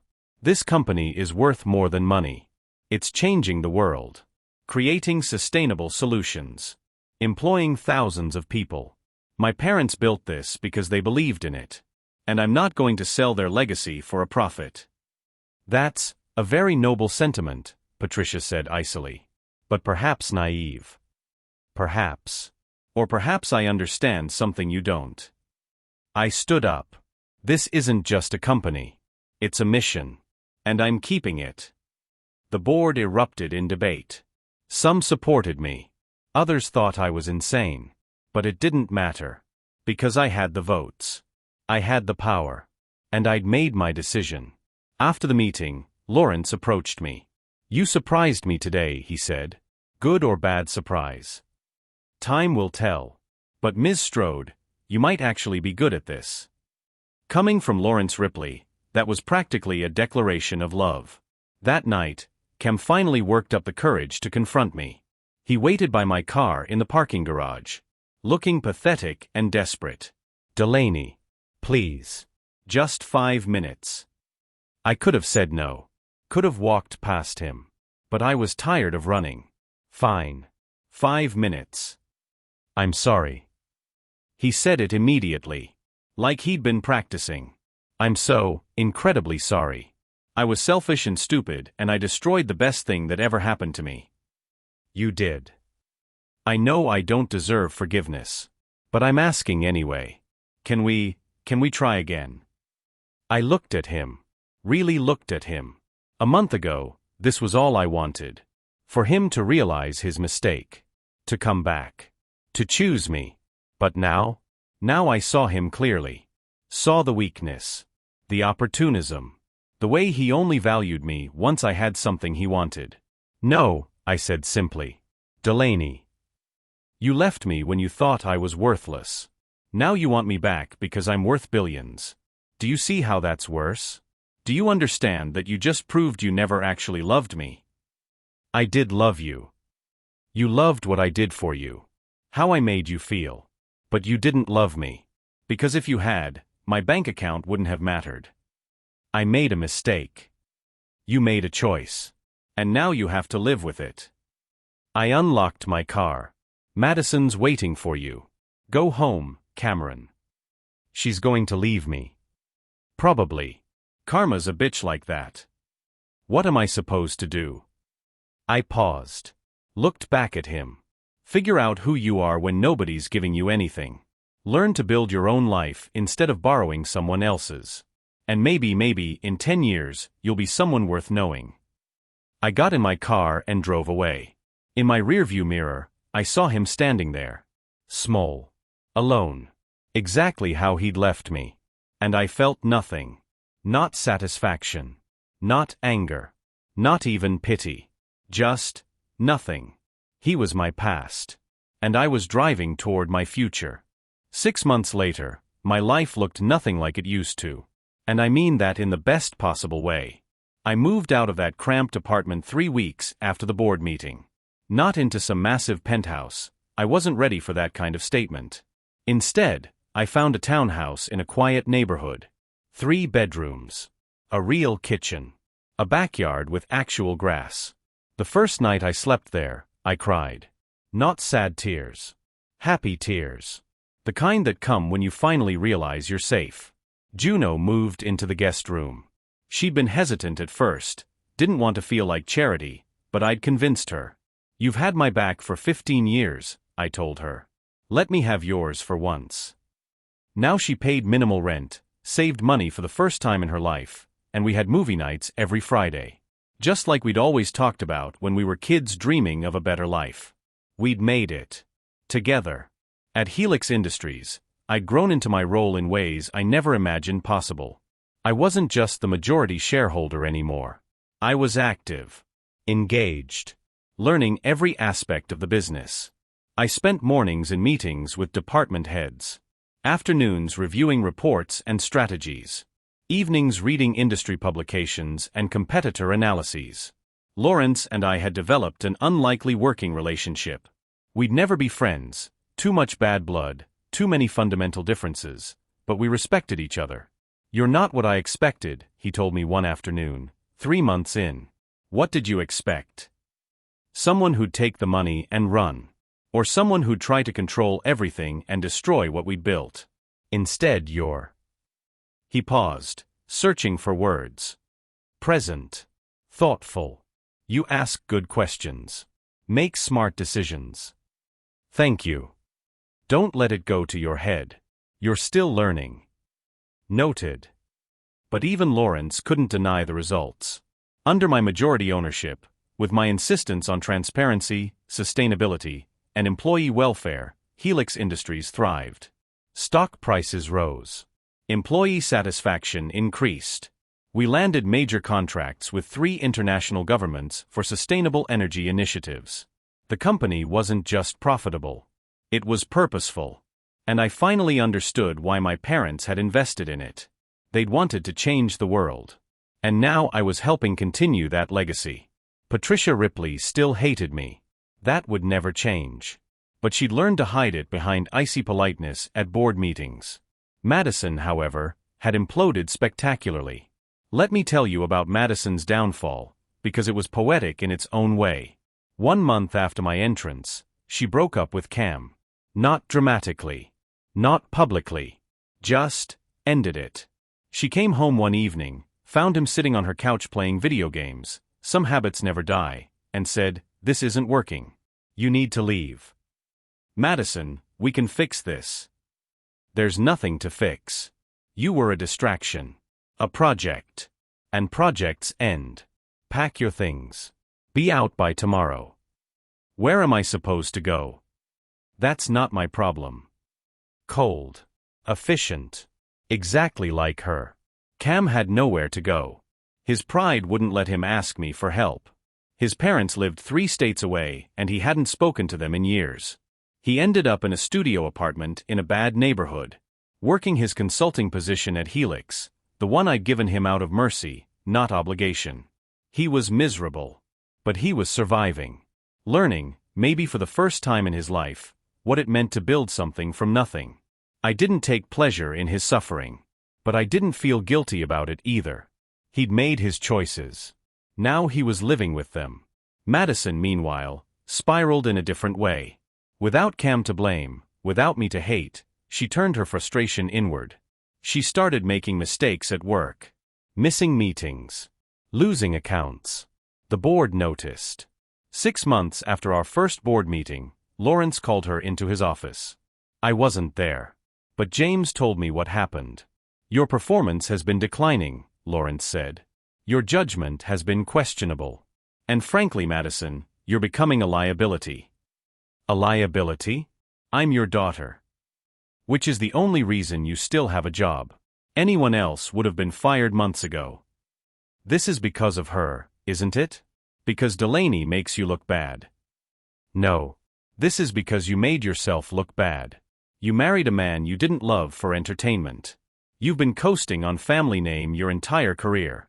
And now that you actually have to prove your worth, you're failing. It was harsh. But according to James, it was also necessary. Madison took a leave of absence. Went to Europe for 3 months. Came back different. Quieter. Humbler.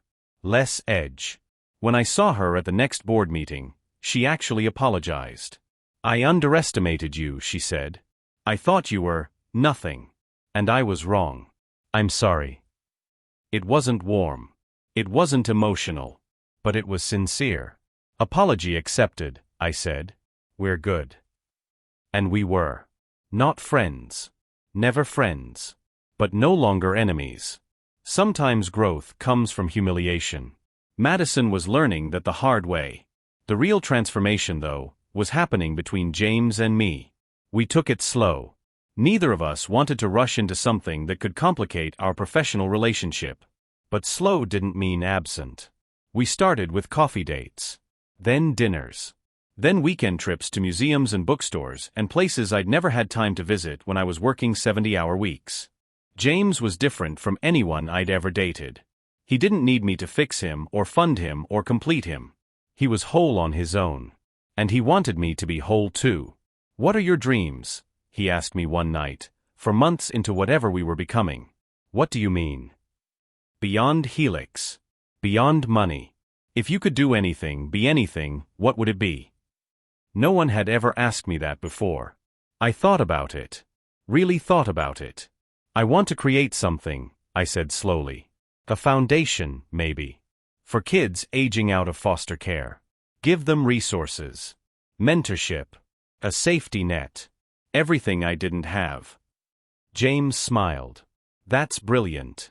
Why haven't you done it yet? I don't know if I can. If I'm qualified. Delaney, you survived foster care, poverty, and a soul-crushing relationship. You walked into a billion-dollar company and claimed it like you've been running it your whole life. You're the most qualified person I know. You really believe that? I really do. 2 weeks later, I filed paperwork for the Strode Foundation. Purpose: supporting youth aging out of foster care through education, housing assistance, job training, and mental health resources. Initial funding: $50 million from my personal fortune. Board members: me, Gerald, Juno, and 3 former foster youth who'd built successful lives. We launched 6 months after my 30th birthday. The first recipient was a 19-year-old girl named Emma. She'd aged out 3 months earlier. Was living in her car. Working 2 minimum wage jobs. When I told her the foundation would cover her college tuition, first year's housing, and provide a mentor, she cried. Why? She asked. Why me? Because 15 years ago, I was you. And nobody helped me. But that changes now. The foundation became my passion project. The thing that made all the money and power and corporate politics mean something. I wasn't just wealthy. I was useful. And that made all the difference. 7 months after my entrance, James and I finally made it official. Not with a grand gesture. Not with flowers and speeches. Just a quiet moment. We were in my office, working late on a strategy proposal. The city lights sparkled below us. Rain tapped against the windows. "I'm exhausted," I said, leaning back in my chair. "How do you make running a company look easy?" "I don't. I just hide the panic well." I laughed. "Good to know I'm not the only one." James set down his pen. Looked at me. "Can I tell you something?" "Always." "I'm in love with you." The words hung in the air like music. "I know the timing might not be perfect," he continued. "I know we're colleagues and business partners, and this could complicate everything. But I'm tired of pretending I don't feel this way. I'm in love with you, Delaney. And I want you to know that." My heart was racing. My hands were shaking. "I'm terrified," I whispered. "Of what?" "Of this being too good to be true. Of you waking up one day and realizing you made a mistake.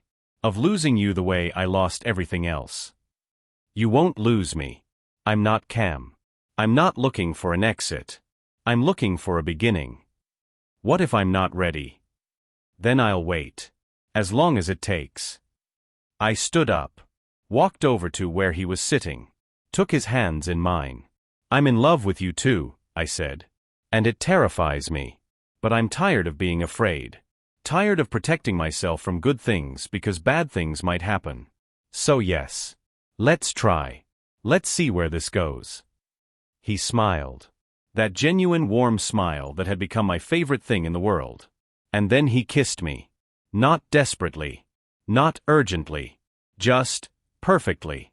Like coming home after a long journey. When we pulled apart, I was crying. Happy tears. Relief tears. Finally safe tears. "I've got you," James whispered. "And I'm not letting go." 9 months after everything changed, I threw a party. Not a corporate event. Not a board meeting. Just a party. I rented out a beautiful restaurant. Invited everyone who mattered. Juno brought her new girlfriend, a pediatric surgeon she'd met at the hospital who made her laugh in that genuine, unguarded way. Gerald came with his wife. Diane brought her husband. Simone showed up in something fabulous and immediately started networking. Rita from Henderson's Diner came. Still had that smoker's voice. Still had that big heart. "Look at you," she said, hugging me tight. "All grown up and fancy." "Still the same person, Rita." "No, you're not. You're better. Stronger. But you remember where you came from. That's what matters." Mrs. Chun came too. My old landlord. I'd bought her building, not to profit from it, but to ensure she could keep running it her way, helping people who needed affordable housing. "You didn't have to do that," she'd said when I gave her the deed. "Yes, I did. You helped me when you didn't have to. This is me paying it forward." James was by my side all night. Introducing me to people. Making sure I was comfortable. Being the partner I'd always deserved but never had. Toward the end of the evening, I stood up to make a toast. "Thank you all for coming," I said, raising my glass. "A year ago, I was a different person. I was exhausted. Heartbroken. Surviving but not living. And then everything changed." I looked around the room. At all these faces. All these people who'd helped me become who I was now. I didn't get here alone. I got here because of you. Because you saw something in me before I saw it in myself. Because you supported me. Taught me. Believed in me. So this isn't a celebration of my success. It's a celebration of all of us. Thank you for being part of my journey." Everyone raised their glasses. Cheered. Juno was crying. Rita was pretending she wasn't crying. And I felt something I hadn't felt in years. Complete. After the party, James and I walked through the city. It was late. The streets were quiet. The air was cool. "What are you thinking about?" he asked. "How different my life is now. How much has changed. Do you miss anything about before?" I thought about it. Really thought about it. "No," I said honestly. "The struggle made me who I am. But I don't miss it. I don't miss being exhausted or scared or invisible. I'm glad it happened because it brought me here. But I don't want to go back. What do you want? This. This moment. This life. You. The foundation. The company. All of it. We stopped walking. James pulled me close. I'm going to ask you something, he said. And you don't have to answer now. You can think about it. Okay. Move to London with me. For 6 months. I need to spend time with my daughter. And I want you there. We can work remotely. Visit the London office. You can set up a UK branch of the foundation. It would be an adventure. James. You don't have to decide now. Just think about it. But I didn't need to think about it. A year ago, I would have said no. Would have been too scared to leave. Too afraid of change. But now? Yes, I said. Let's go to London. He smiled. Picked me up. Spun me around right there on the sidewalk. And I laughed. Real laughter. The kind that comes from deep joy. This was my life now. Not perfect. Not without challenges. But mine. 1 year after the day my life changed, I got an email. From Cam. I almost deleted it. Almost didn't read it. But curiosity won. Subject: no expectations. Just gratitude. Delaney. I know you probably don't want to hear from me. I understand. But I needed to say this, even if you delete it immediately. I'm sorry. For everything. For using you. For leaving you. For not seeing your worth until it was too late. You were right when you said I only loved what you did for me. I didn't know how to love someone properly. Still learning. I'm in therapy now. Working on myself. Trying to figure out who I am when I'm not trying to be someone I'm not. I don't expect forgiveness. Don't expect anything, really. I just wanted you to know that you deserved better. And I'm glad you found it. You're doing incredible things. The foundation. The company. All of it. You're changing lives. Being the person I pretended to want to be but never actually worked to become. I hope you're happy. I hope whoever you're with treats you the way I should have. Thank you for not destroying me when you had every right to. Cam. I read it twice. Then I replied. Subject: no expectations. Just gratitude. Cam. Thank you for the apology. It means something. I hope you find yourself. I hope you build a life you're proud of. I hope you learn what love actually means. I'm not angry anymore. Not hurt anymore. Just moved on. Good luck with everything. D. Then I archived the email. Not out of spite. Just because that chapter was closed.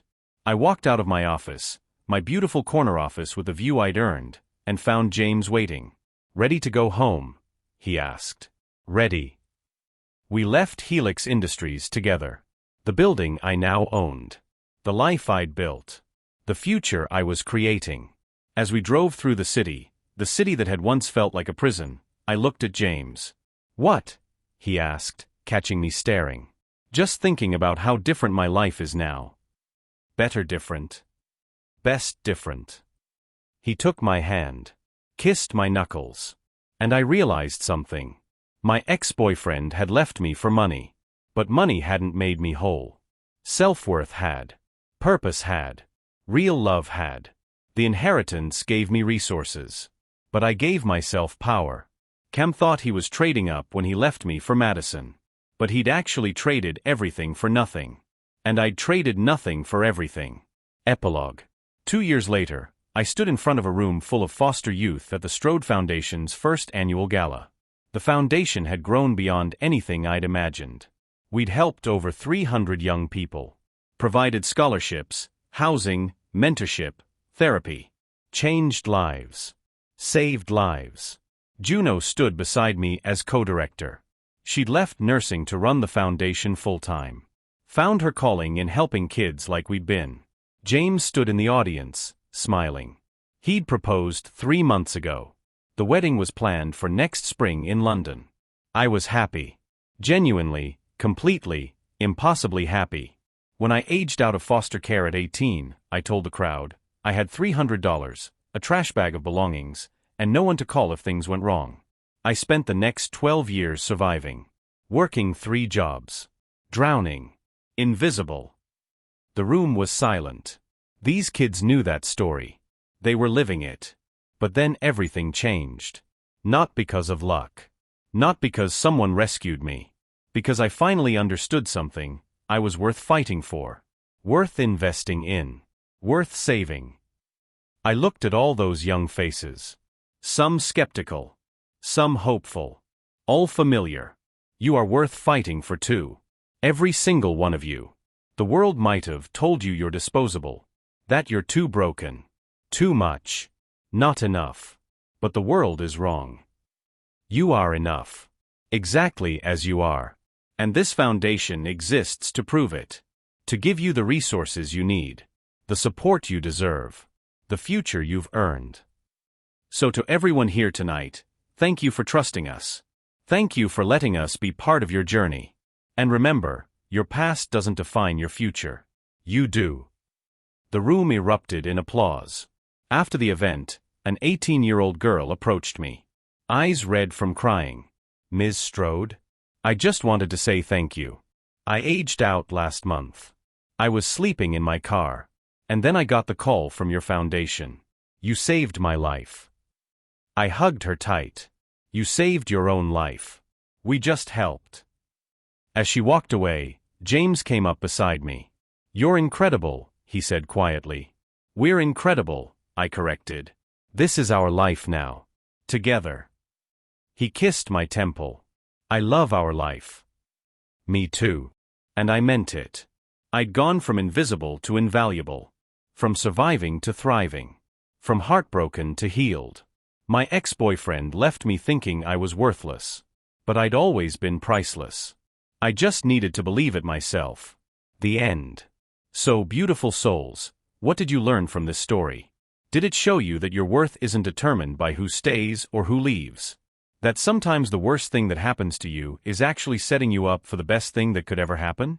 What's your brutal opinion about this video? And I mean brutal, don't hold back. Did this story hit you where it needed to? Did you feel every moment of Delaney's transformation? Did you want to scream at Cam, cheer for Delaney, fall in love with James? Drop your thoughts in the comments. I want to know everything. And this voice I'm using, the one telling you this story, do you like it? Does it draw you in? Does it make you feel like you're right there with Delaney, living every moment? Because that's what I'm trying to do. Make you feel. Make you believe. Make you understand that you're the main character of your own story, and your glow-up is coming. If you haven't subscribed yet, what are you waiting for? Hit that subscribe button. Because there are more stories like this coming. More transformations. More comebacks. More proof that karma is real and your time is coming. Where are you watching from? Tokyo? London? New York? A small town nobody's heard of? Drop your location in the comments. I want to know where my tribe is. You're not alone in whatever you're going through. Remember that. Delaney survived. Thrived. Became everything she was meant to be. And so will you. Welcome to your story. Welcome to your power. Welcome to the life you deserve. Now go out there and claim it.